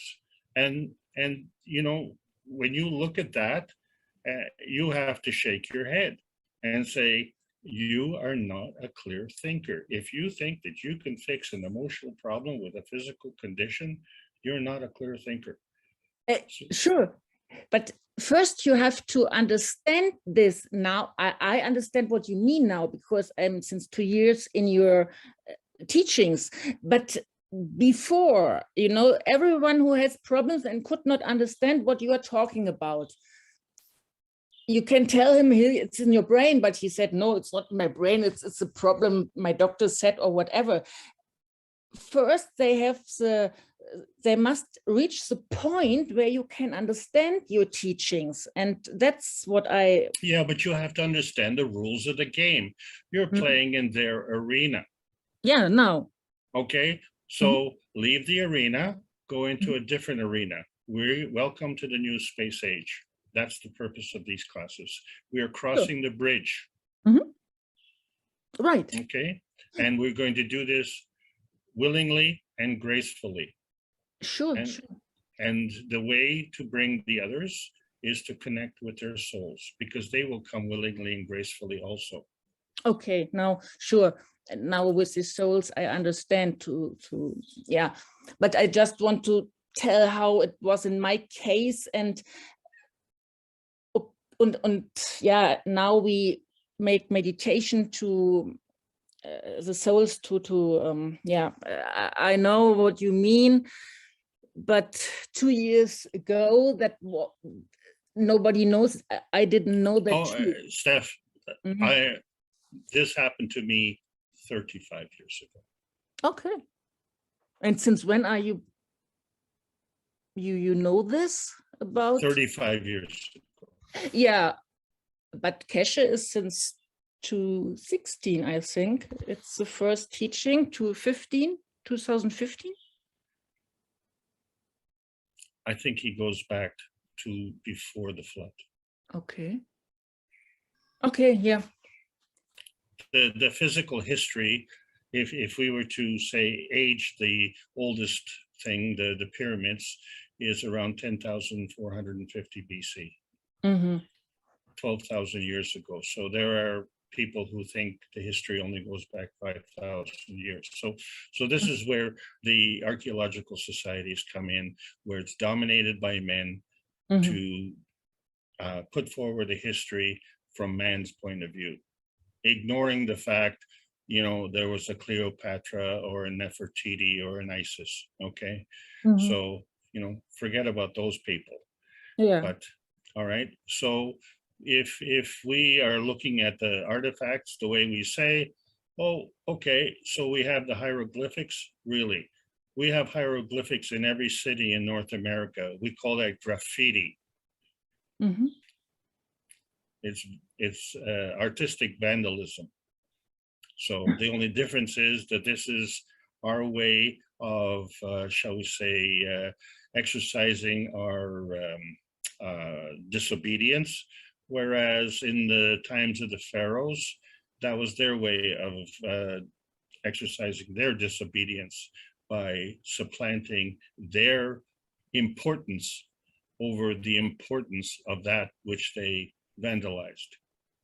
So the history doesn't go back 4,000 or 5,000 or 6,000 years. It goes back to after the flood. And you know what? It goes back to before the flood.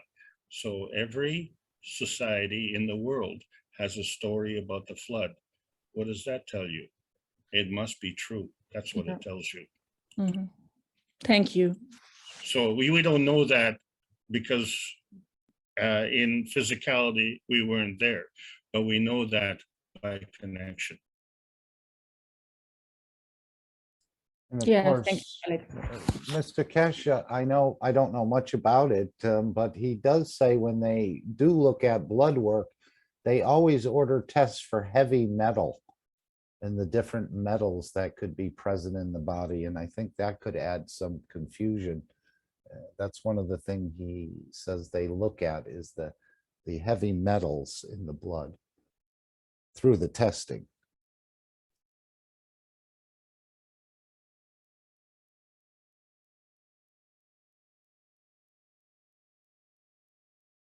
Did Salamia want to come in here, or Irmgard? I thought I saw your mic come open for a moment.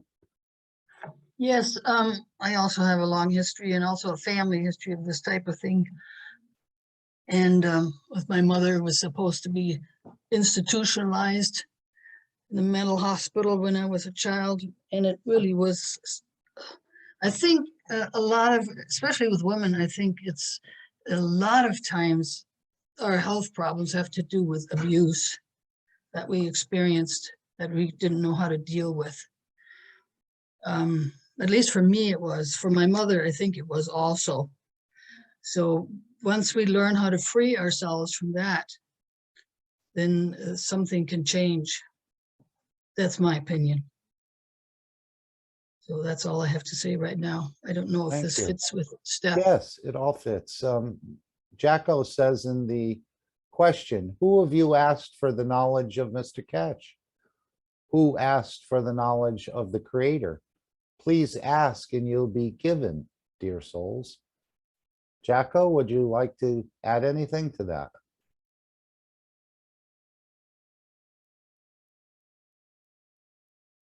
I think he may be at work or cannot come to the mic at the moment.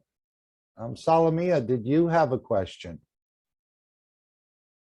I thought I saw your mic come open for Alex.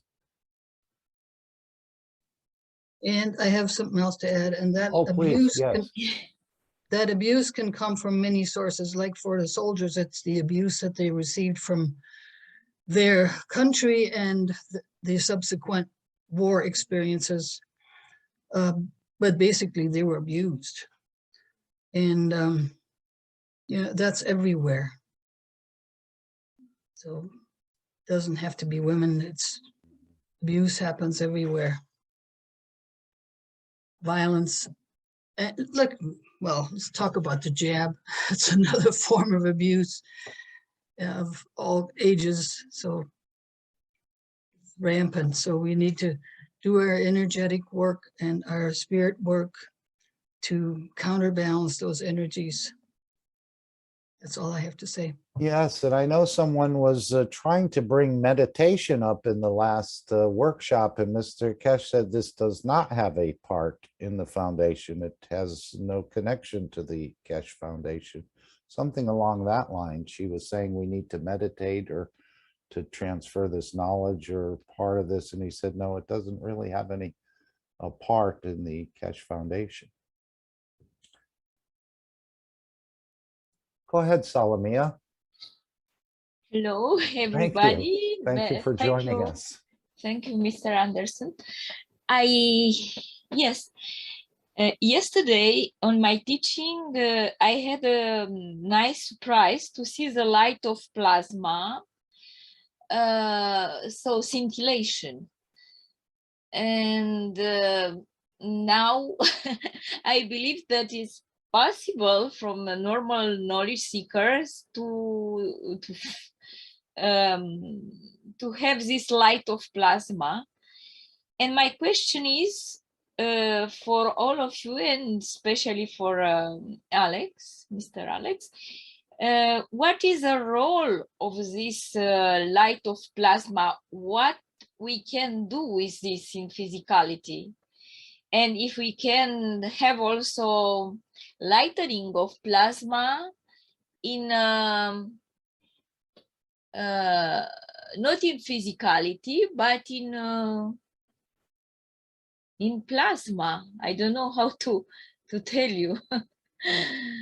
Between the soul of man and soul of physicality, to have coherence.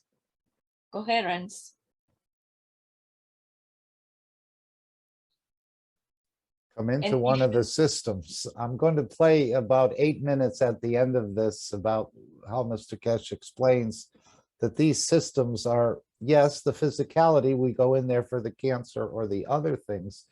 But again, we missed it because these are all soul elevators or bringing these two souls together, as we heard in the video made by Lisa about this problem about the soul and the birth and bringing them together, the mayhem they caused. They couldn't understand the totality, but now this is going to change. So we're going to play this little clip at the end about what these systems are, and the more time you spend in them, I think the closer or the better understanding of the totality you'll start to experience. Again, these are very advanced field interaction systems. Yes, thank you very much. The essence of your question, again, stems from the physical perception of the reality.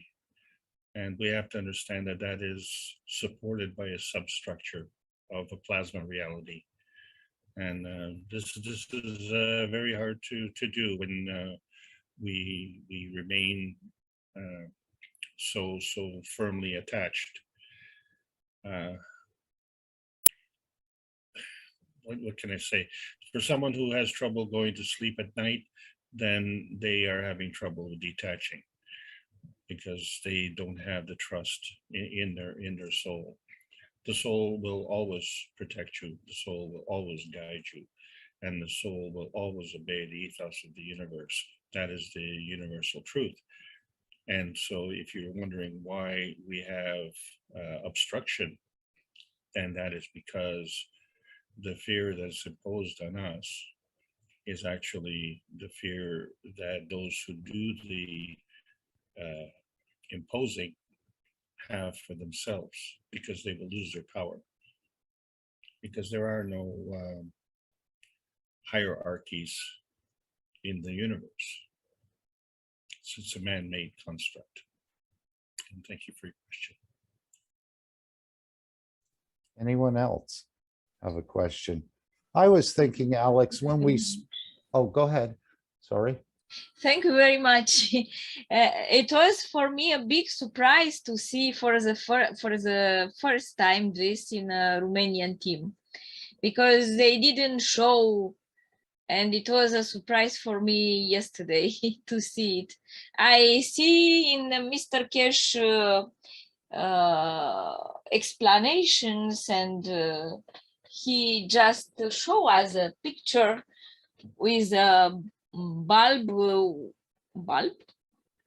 with this kind of light from plasma. And I am wondering what we can do with this kind of light. What are the applications in the physicality and in the plasmatic reality? Thank you.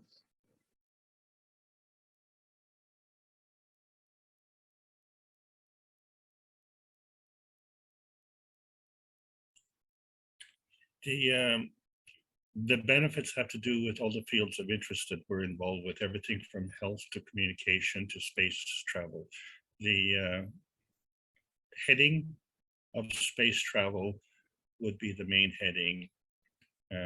Health, transportation, material, creation, communication, these are all subheadings. So this is one of the difficult things for the academic community to understand, because of the way our education system is structured. It is compartmentalized, so that, you know, if you are an electrician, you know, then you don't know anything about I don't know, you don't know anything about cars, let's say. You know, we are specialists, and in the process of becoming specialized, we become limited, and so this becomes a self-imposing limitation. So as you see the broad base of subjects that I personally have been talking about, so this has been a challenge for me too, because when someone says, you know, what do you do? Well, you know, I'm a doctor, I'm a lawyer, I'm a plumber, I'm a baker.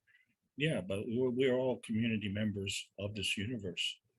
So, we are all universal functionaries, and there is no rank. And this is a tough, shall we say, pill to swallow for the academic community.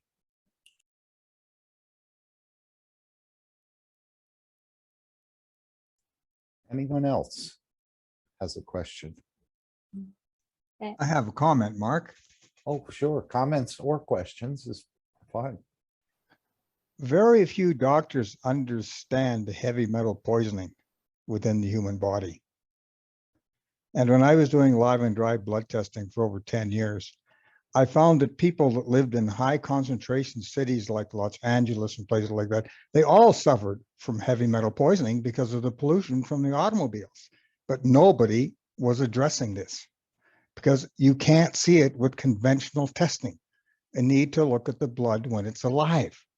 So realize, folks, we are a living organism, and the ganses are also living. So all you have to do is simply ask your body, what's the problem? And ask your soul. And if you know how to listen, it'll tell you. In my experience with making a specialized GANS just to deal with the breathing, in less than 3 weeks, I've almost ended my constant cough I've had for over a year. So folks, ask your soul what you need to do. Ask your soul what you need to make. It will provide it, and just do it and then share it. I pass the talking stick. Thank you, Randy. Alex, Solomon wrote a lot of these things called proverbs. And you were talking about rays and fields. And one of them, I believe, if it's from the Proverbs, was the tongue can energize the course of nature. Would that be a field? I know it's the interaction where the two souls meet at the voice box per se, but is that a field or a ray where actually we know there's nothing, you'll never find anything written in space or probably spoken, everything will be sensed through the emotions. Is this something you'd like to comment on? Yeah, certainly, Mark. It falls into the same category as music, right? You can enjoy the music and understand it while it's playing. And once the music stops, then it's gone. You can't, you can hold a record or a CD or, a vinyl record, but you can't hold the music. It's just like a battery. You can hold a battery, but you can't hold the energy. So it's only when you connect the battery do you see the manifestation of the energy. And it's the same with the record. It's the only time that you can hear the music is when you connect it to your record player. So the tongue is a representation of the dialogue, but the dialogue is coming from your soul, and it's like one person was asking, how can you tell if someone is lying? Well, if you listen to the words, you're listening to the manifestation of the dialogue. But if you listen to the intent, then you understand the truth. And the translators who are most successful are the ones who are translating the thought behind the words. The ones who have the most difficulty, and because you know that the structure of sentences is different in different countries. So those who are listening, who are doing a translation, if they're translating words, then it becomes a literal translation, and it becomes very difficult. So to really translate the essence, you have to be there.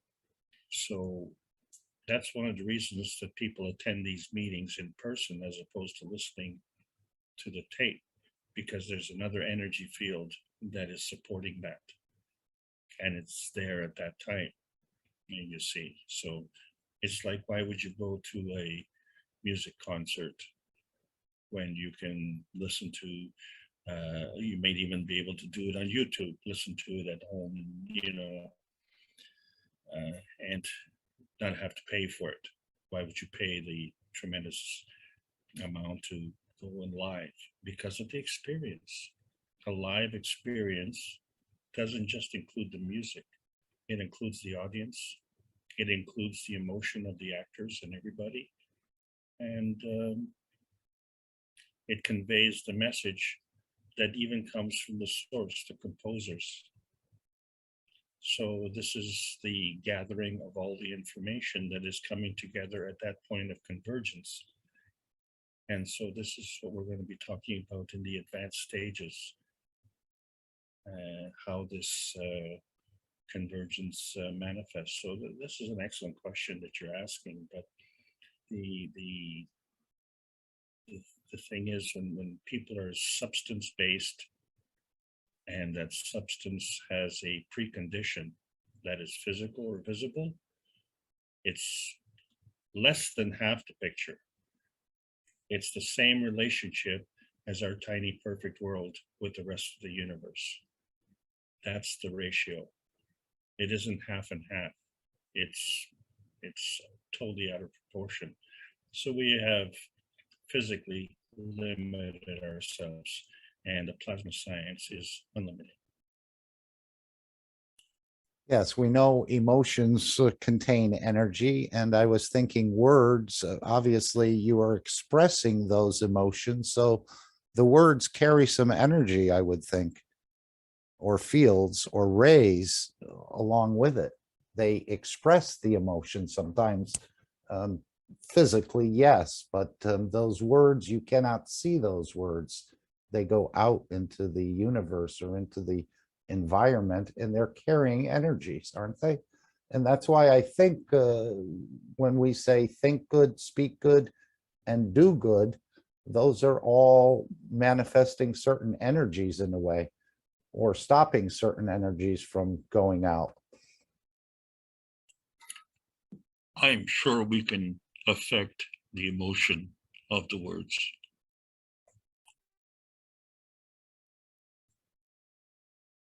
And Doug has put something very nice into the chat here. Physical life is so fleeting. The drop of water leaving the spout of the fountain to when it re-enters the pond, as Mr. Kesh explained in the 409. Yes, and this goes for stars and universes and galaxies as well. It's just a fleeting existence until, even though it could be millions or billions of years, but they all seem to return back into the pond or the source of their creation.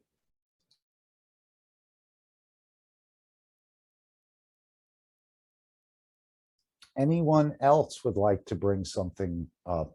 Shweta says, so true, my dear Doug, beautiful.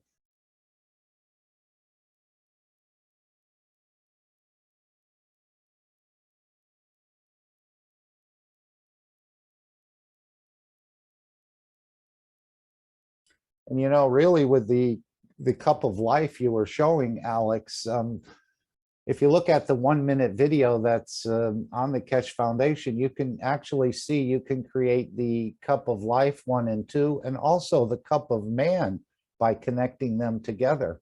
And I think the cup of man in a way is a replicator. As we know, we can put anything that has to do with the emotions into cup 1 of the cup of man. And anything that has to do with the physicality can be placed in cup 2.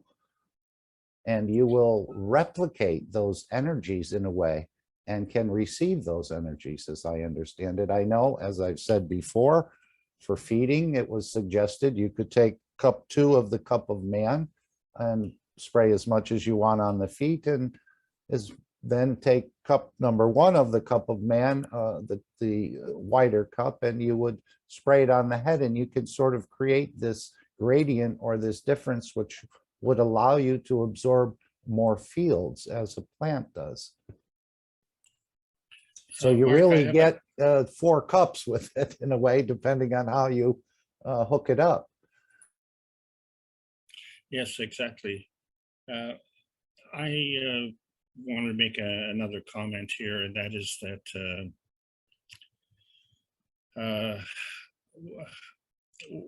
my experience with the doctors, when they told me that they couldn't help me, was kind of the watershed. because I had an enormous amount of respect for them. And in my greatest hour of need, they abandoned me. And the thing is, the solution that they were giving me, and because I was at the age of 35, was that, and I was not one to take drugs, but they said that I would have to take drugs for the rest of my life. That was their recommendation. And I thought to myself, well, did God screw up here? So like I was depending on the nature of God to keep me, intact, if you will, for 35 years. And now I've come to that point where God has basically come to the end of his capabilities, and now the doctor has to take over and give me drugs. So another thought came to my mind at the same time was that, did I get sick for not taking the drugs? Was my failure to take the drugs what caused me to be sick? And so the answer to that, no, that's not what caused you to be sick, but we don't know what caused it for you to be sick. Well, so how can you be certain that that is not what caused me to be sick? But the bottom line, of course, was that God screwed up here.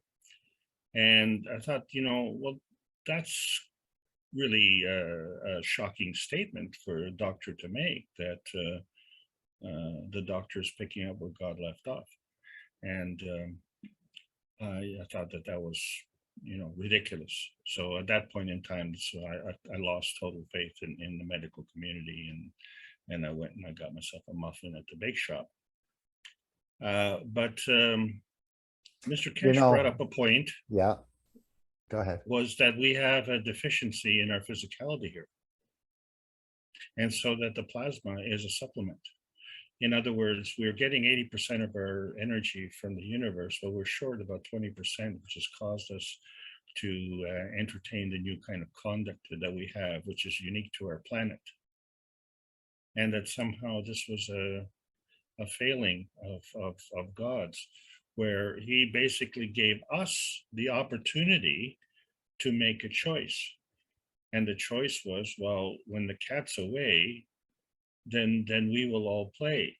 So in other words, as long as we're being overseen by God, that we have to obey. But as soon as, God turns his back, well, we're going to do it our way. And so it becomes an affront to God's knowledge, where it's not God's knowledge that's a problem.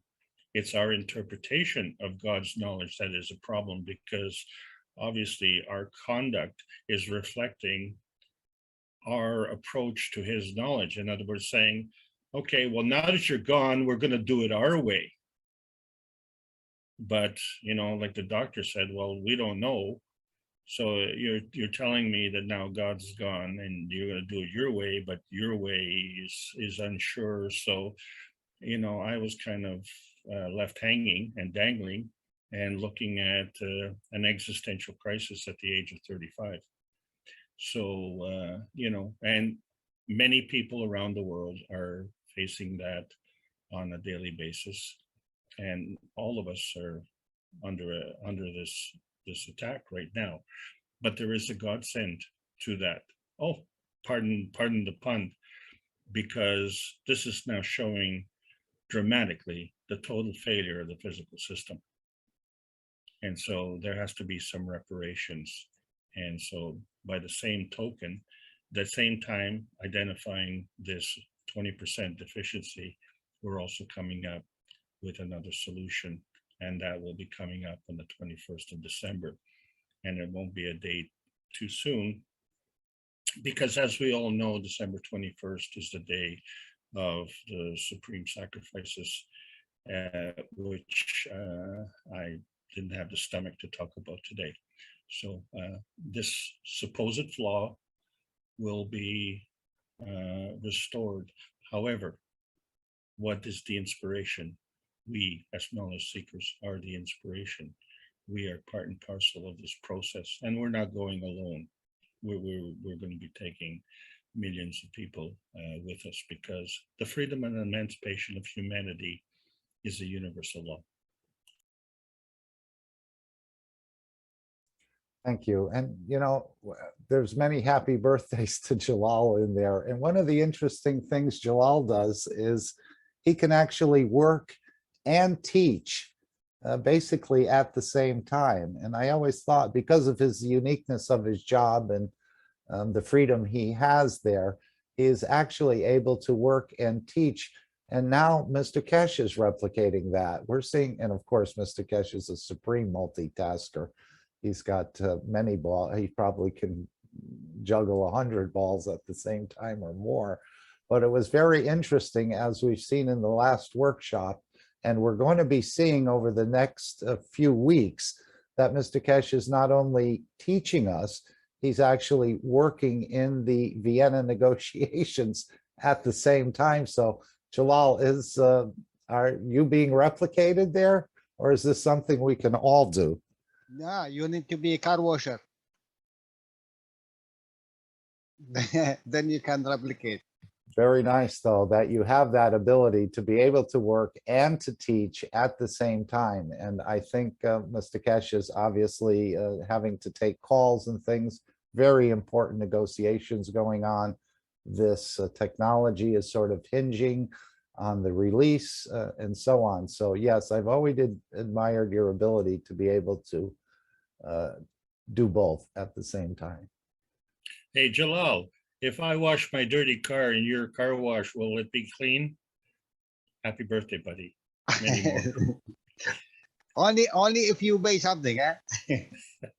Oh, preconditions, always preconditions. Thank you very much. Can I have a comment in what we discussed here? Yes, please. I know you were interacting with Steph there for a while. You seem to have some experience with the thyroid, or understanding a bit. No, of it. it is in general. Oh, sure. Anything. Yeah, everyone's welcome. This is a roundtable discussion, so we're all Thank you. equal here. Thank you. You know, before you come to Keshe Foundation, you exist. But depending on what? Depending on another account which you do not know anything about it, only the others know about it. So everything you do, you need to give back to this account.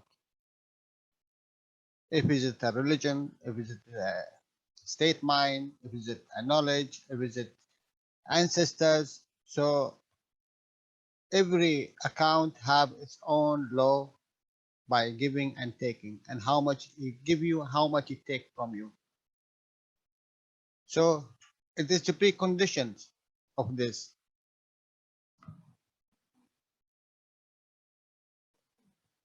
Oh, 1 second, please. You might be working today. I don't think so, though. He'll be right back.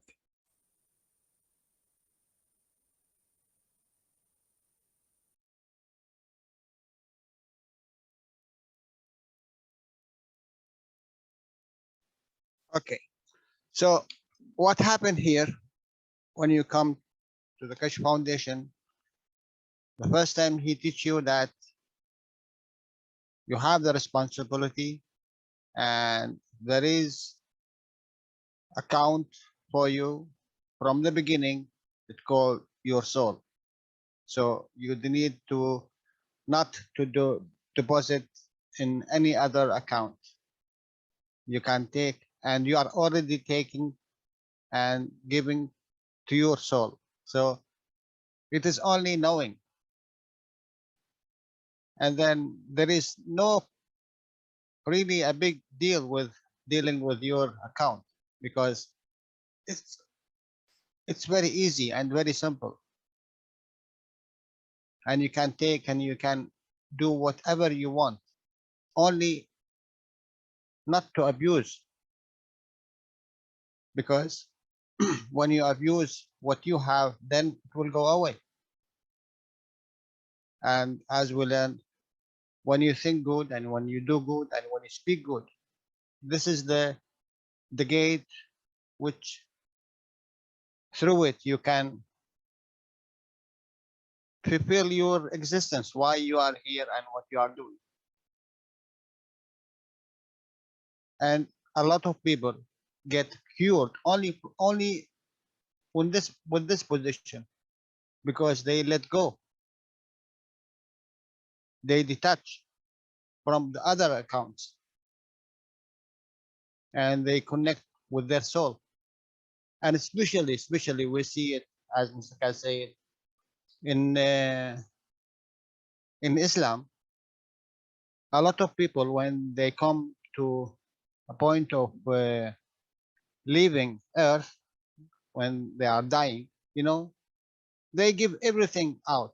Oh, please, my son, see if anyone wants anything from me, or I took this one from that one, give it back, you know, because there is a judgment after him. So he give everything, a center point of abuse and taking.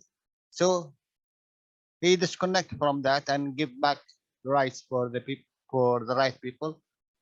And miraculously, that they cured themselves, and it takes minutes. It's not hours, it's not days, and it's not years, because they abuse the others by stealing from them and taking and abusing. And in that time, they let go and give back, in a way,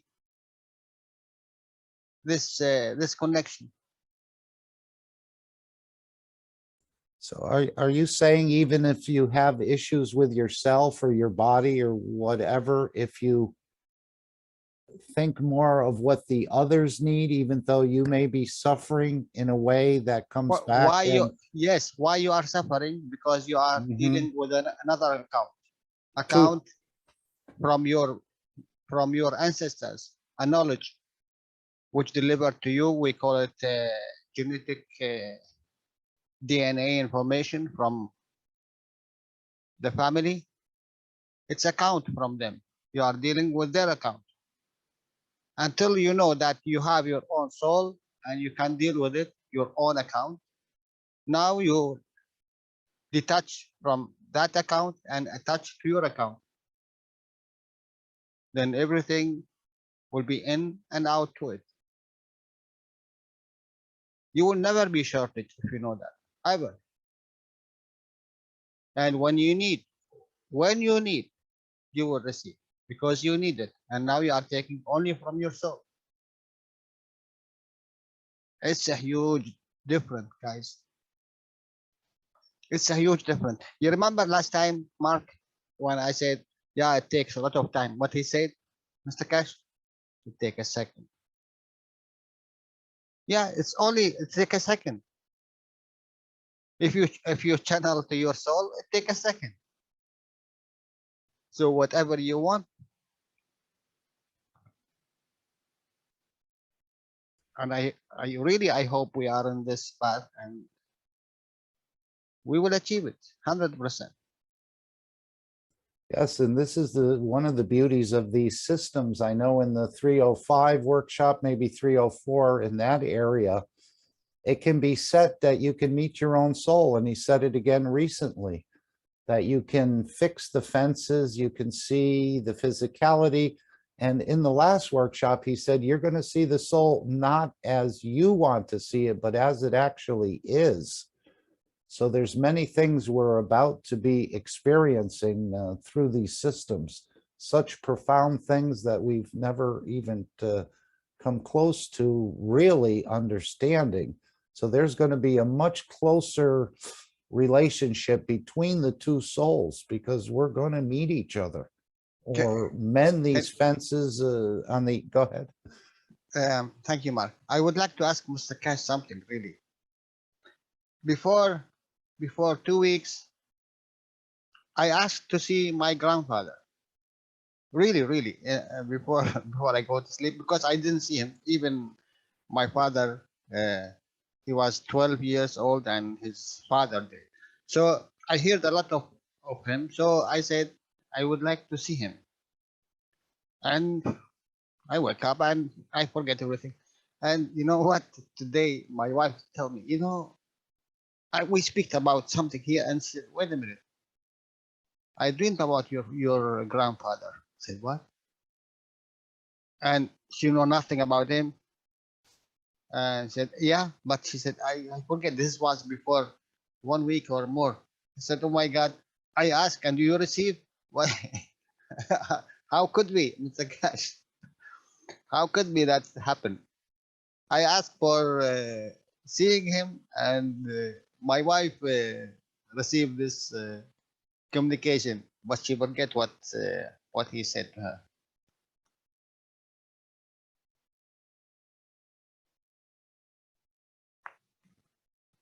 Maybe he tried to communicate with me, but I was teaching maybe. Yeah, well, the two become as one, don't they? The husband and wife, isn't that what the marriage is all about? The two become one? And maybe it got received by your wife and she communicate to you. I don't know. I don't know. But very interesting that you would ask and she receives. No, really. That happened different. today. I said, oh my God, I am asking for something and she received it. But she said that was before when I went, and she said, I forget about it because it is not common that someone come and she said, I didn't see his face, and I don't know him, but I know he's your grandfather because he told me or something, there is something, and he told me to give you a message, but she forget.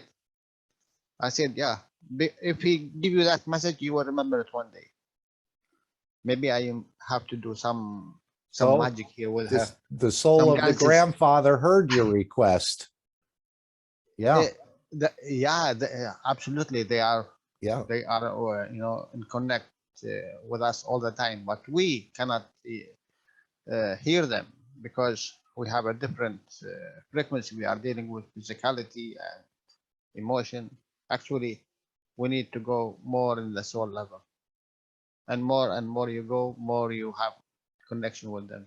Or maybe he's here for the party that's being planned. There's many souls that are returning. So maybe he's giving you an indication that he's on his way, or he could be already here for the party. Many souls are coming back. Yeah, everything, you cannot skip anything. Everything available to exist, and it is exist. Thank you, Mark. Thank you, Jalal. Would anyone else like to try and ask Mr. Kesh a question or make a comment or add something, what you heard from Alex, you have a question about? And I'm going to play this last 6 or 8 minutes from about 1 hour and 8 minutes in the 409 workshop, again, about the soul enhancement that's built into most of these systems, which again, we're going for the physicality and so on, but there's plasmas and other things built into these hidden technologies, I think, built into many of these systems the knowledge seekers are not even aware of. But this is all the consolidation into this one unit that can both the soul of physicality and the soul of the man start to understand the totality. And then, of course, as we've heard in the New Tomorrow, move from one dimension to another dimension. And this is going to go across all of the beings or races in the universe to be able to have this ability. It's a huge change. It's taken a long time to reach this point. And again, these are from Mr. Kesh's words. And there's a reason for it. I don't know the exact reason, but there is a reason for it. And then he said, we'll see if Adam creates from the apple of love, and humanity is going to benefit. And again, when we refer to Adam, we're referring to the creator, not in the typical Adam and Eve story we've been told to sort of mislead us in a way.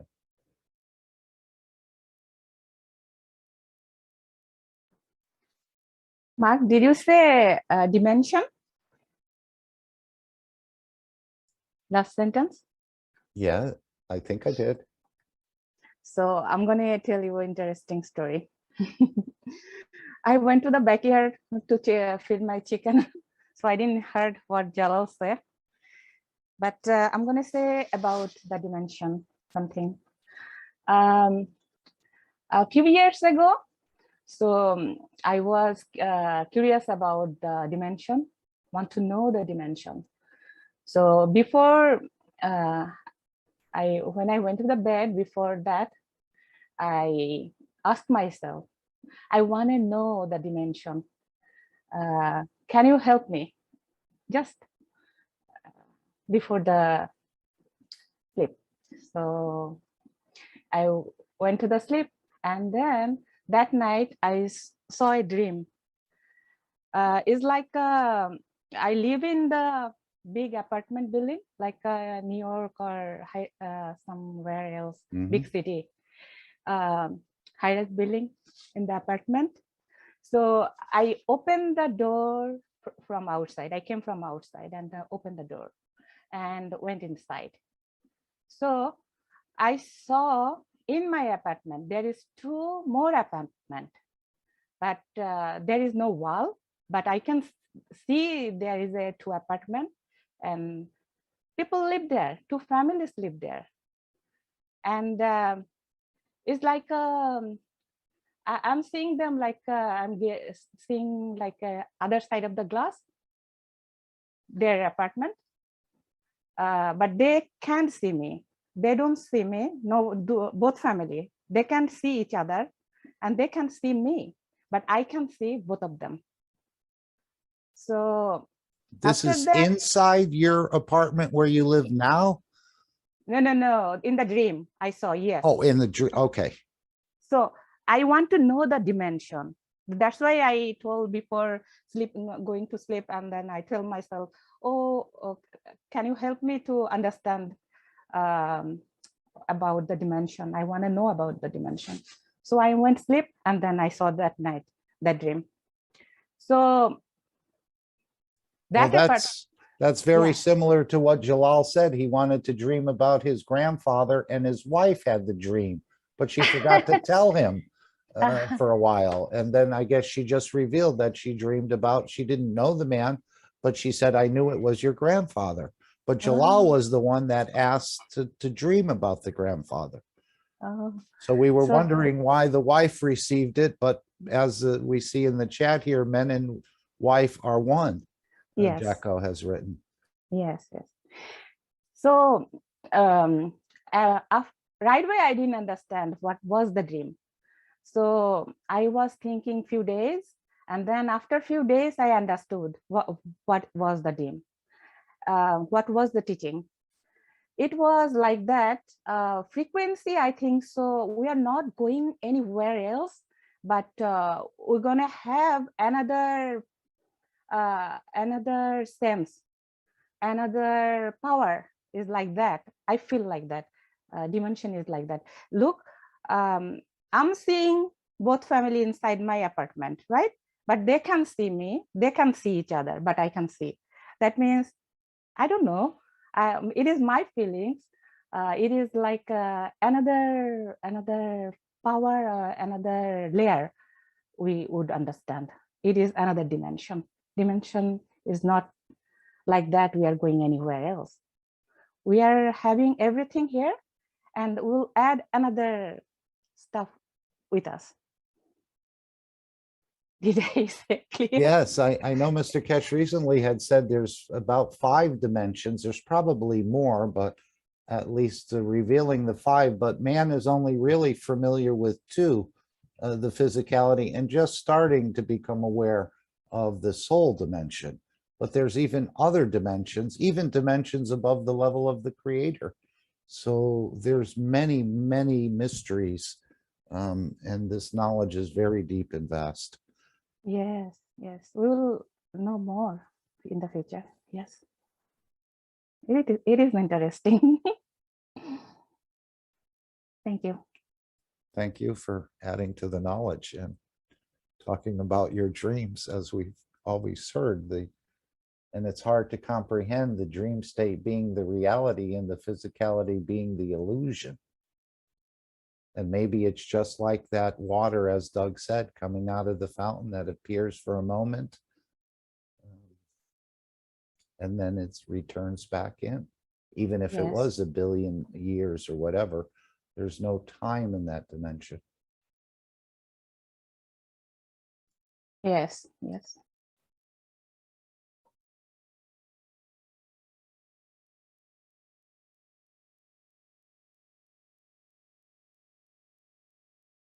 Would anyone else like, I know I said this meeting would go just for 3 hours. Now we're approaching the 5, well, we're heading towards 5 hours. I know we said we're going to keep this meeting a little bit shorter, but that's okay. If Mr. Kesh comes in and was wanting to address us or convey anything to us, that's fine as well. And he's just here as a knowledge seeker. Again, to understand that the Creator is experiencing so many things through his creation. This is another whole understanding, and absorbing all those different emotions from all the different created. It's just phenomenal, the capacity of the Creator.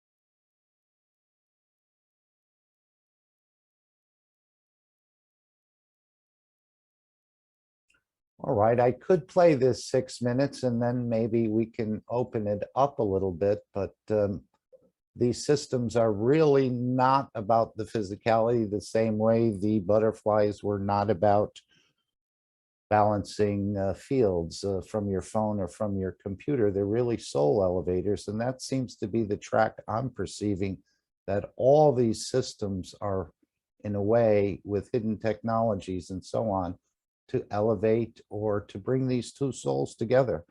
And I know there's a wind that Mitra is, it's very beautiful that she's gathering the best of each soul, and there's going to be a new soul created, I guess, through all of the creation. I don't know if you trade your old soul in or you just get an upgrade like you do on your computer or your phone to be able to take in this new soul.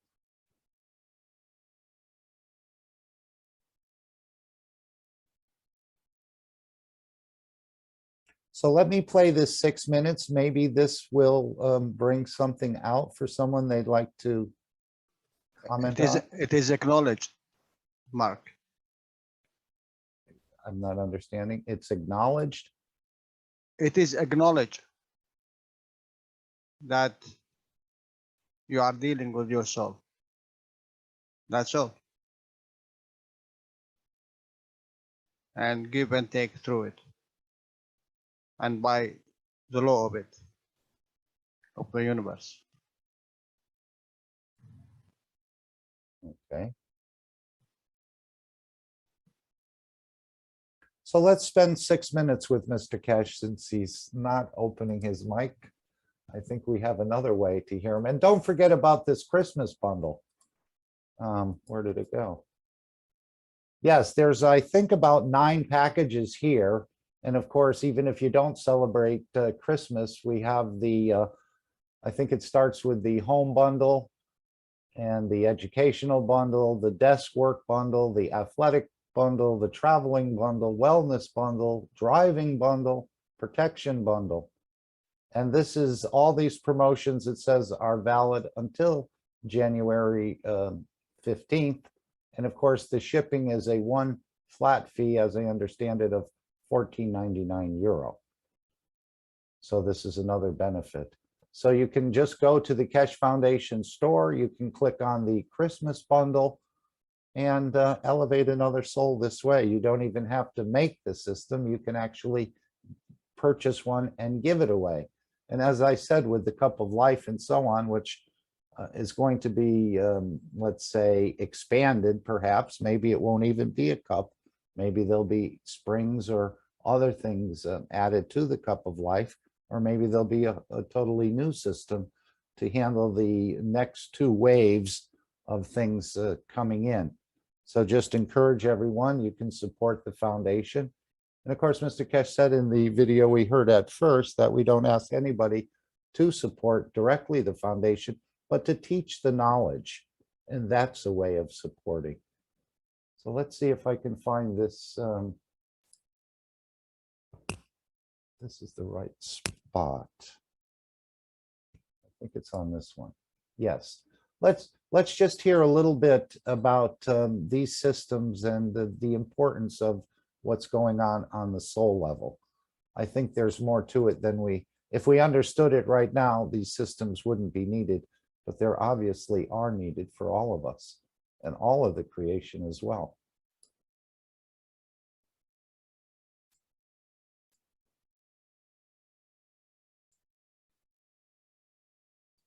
I'm not sure. It only happens occasionally that we just lose a word. It sounds more like a bandwidth issue than. I always have been looking at it mostly with the physicality, but I did know that it can be set in a certain manner that you can meet your own soul. He referred to that about 100 or more workshops ago. And I was just looking at the system as more of a physicality, but now we're seeing what it truly was designed and meant for. And the more time you spend in these systems, the more you'll start to understand the beauty of your own soul and the love of the creator, as I just understood it. Anyone else?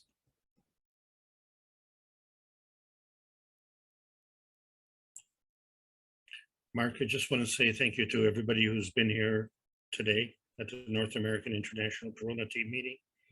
And especially I want to thank all of you for allowing me to continue to make these presentations. We're crossing the bridge. We're going on the other side. The other side is the sun shining over there.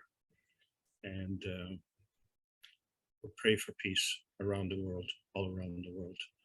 Thank you all, and I look forward to seeing you all next week. I'm going to hand it over to you, Mark, and be a knowledge seeker in the background. Thank you, Alex. Thank you so much. Yes, it's very beautiful when we all get together. And of course, we're going to be concentrating our soul on elevating the negotiators, which this is a test which no one fails. Remember that. You might think it's silly, or if you've just come to the foundation, this is a lot of hokum or something like that. But you can try it. Your soul has a double PhD in this, and no one fails this test. And this is a way, Mr. Kesh is handling the physicality. He's allowing us to participate, even though he could handle all of these negotiations, both on the soul level and in the physicality level himself. He's allowing us to start to see what we have learned from the teachings about the soul over the last couple of years, as I understand it. So I think we'll also be focusing on other things as the future starts to become the present. And we'll need to maybe focus in on certain other things that need enlightenment as we go along. So it's a very beautiful process. I don't think any of us are totally aware of what is about to happen. And again, this is on an individual basis. I'm not going to meet your soul, but I'm going to meet my soul, and vice versa. But again, it's all connected with the soul of the creator and the love for the creator. And if the creator is serving Mitra, I guess we will also serve Mitra. And Mitra, I think, being humanity, or the dimension of physicality, wherever you find it across the universe. And as we've heard, the entire universe talks about the creator in Mitra, the creator and Mitra. It might be a little foreign to us, but apparently in the universe and their level of understanding and knowledge, this is quite common talk.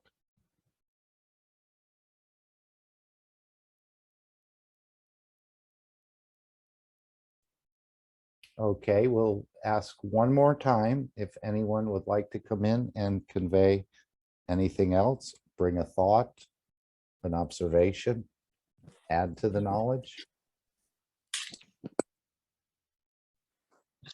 Jefferson? Mark. Yes.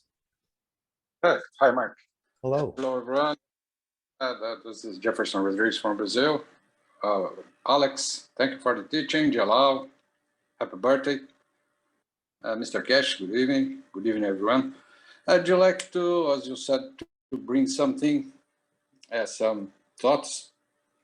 I was studying a little bit about the Austria, just to understand the geographical position in Europe a little bit more due to the importance that the meeting that's going on there. And I noticed a very interesting thing. That's the Danube River. And this Danube River, I just put in our public meeting here in Brazil on Friday night, that I thought is very interesting because this river, the headstream of this river starts in the Black Forest in Germany. And the river flows into the Linz. After Linz, it goes to Vienna. And then Vienna, it passes through Romania and discharges in the Black Sea. So I was thinking about if we have in the matter state in physicality, we have this center core, this principal star that is Cash Foundation, all these amazing body enhanced units, and we have all the knowledge emanating from there. But you have the river just across in front of it. And the river passed through Vienna. So I was just thinking, said, well, maybe I was thinking even about Dean. Said, well, maybe we can put some plasma water or plasma inside some bottle and put in the river in Linz, so we'll connect with this just to bring it to the matter a little bit, and matter gen, as Alex must say, it can maybe goes to the pre-aminogen that I understood what the way that Alex is trying to connect things. So I was thinking, even for those we are not there, but we can connect with the waters of this wonderful river. Because the rivers, they take water, they take hydrogen, they take the oxygen, and we can connect throughout those, through our I think, our thoughts. So you can bring, because the river passes throughout Vienna. Everybody drinks the water coming from that river, and maybe the fishes that they take, and so it could bring a kind of connection light throughout the river that will spread not only for those cities, but through the whole Europe, because it's very, I think it's the second largest river in Europe. And it's amazing, beautiful river. And I just, something that brought my attention. I said, oh, it's a common denominator to many, many cities. And it goes to Romania, where we have so many knowledge seekers, very advanced. Maybe they can put some against water inside a bottle as well, just to create a kind of connection line, you know. So I would like to bring this. Let me see. It was a find for me that I noticed. So maybe we can strengthen the elevation that we've been directing or focusing to the negotiator. We have they are discussing. Maybe you can give this. It can help all the environment and the animals and as well, and the fishes and the people that lives there. I don't know, it's just a thought, and something that came in my mind this week. I studied a little bit, and I just said, oh, maybe we can elevate the waters of the river, the plasma of the river, and have it helping us to connect, to bring this very important moment to peace of the world, and to reestablish that agreement that was broken out on.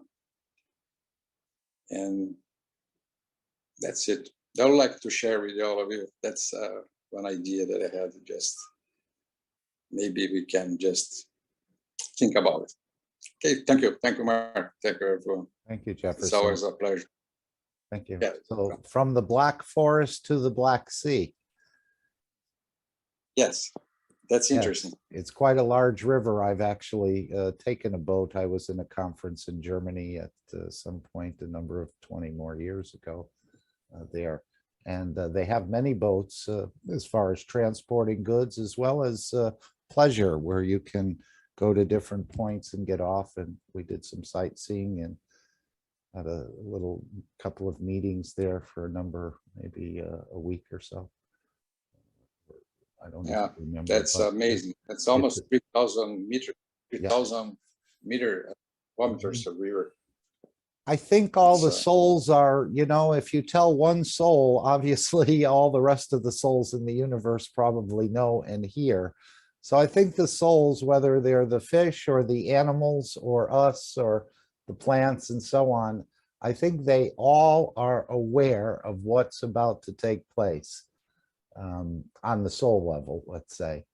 Most of the citizens and others don't really know in their physicality, but I think the souls know what's about to happen across this universe and on this planet specifically. So yes, thank you, Jefferson, for adding that. Yeah, yeah, okay, welcome. Thank you, everybody.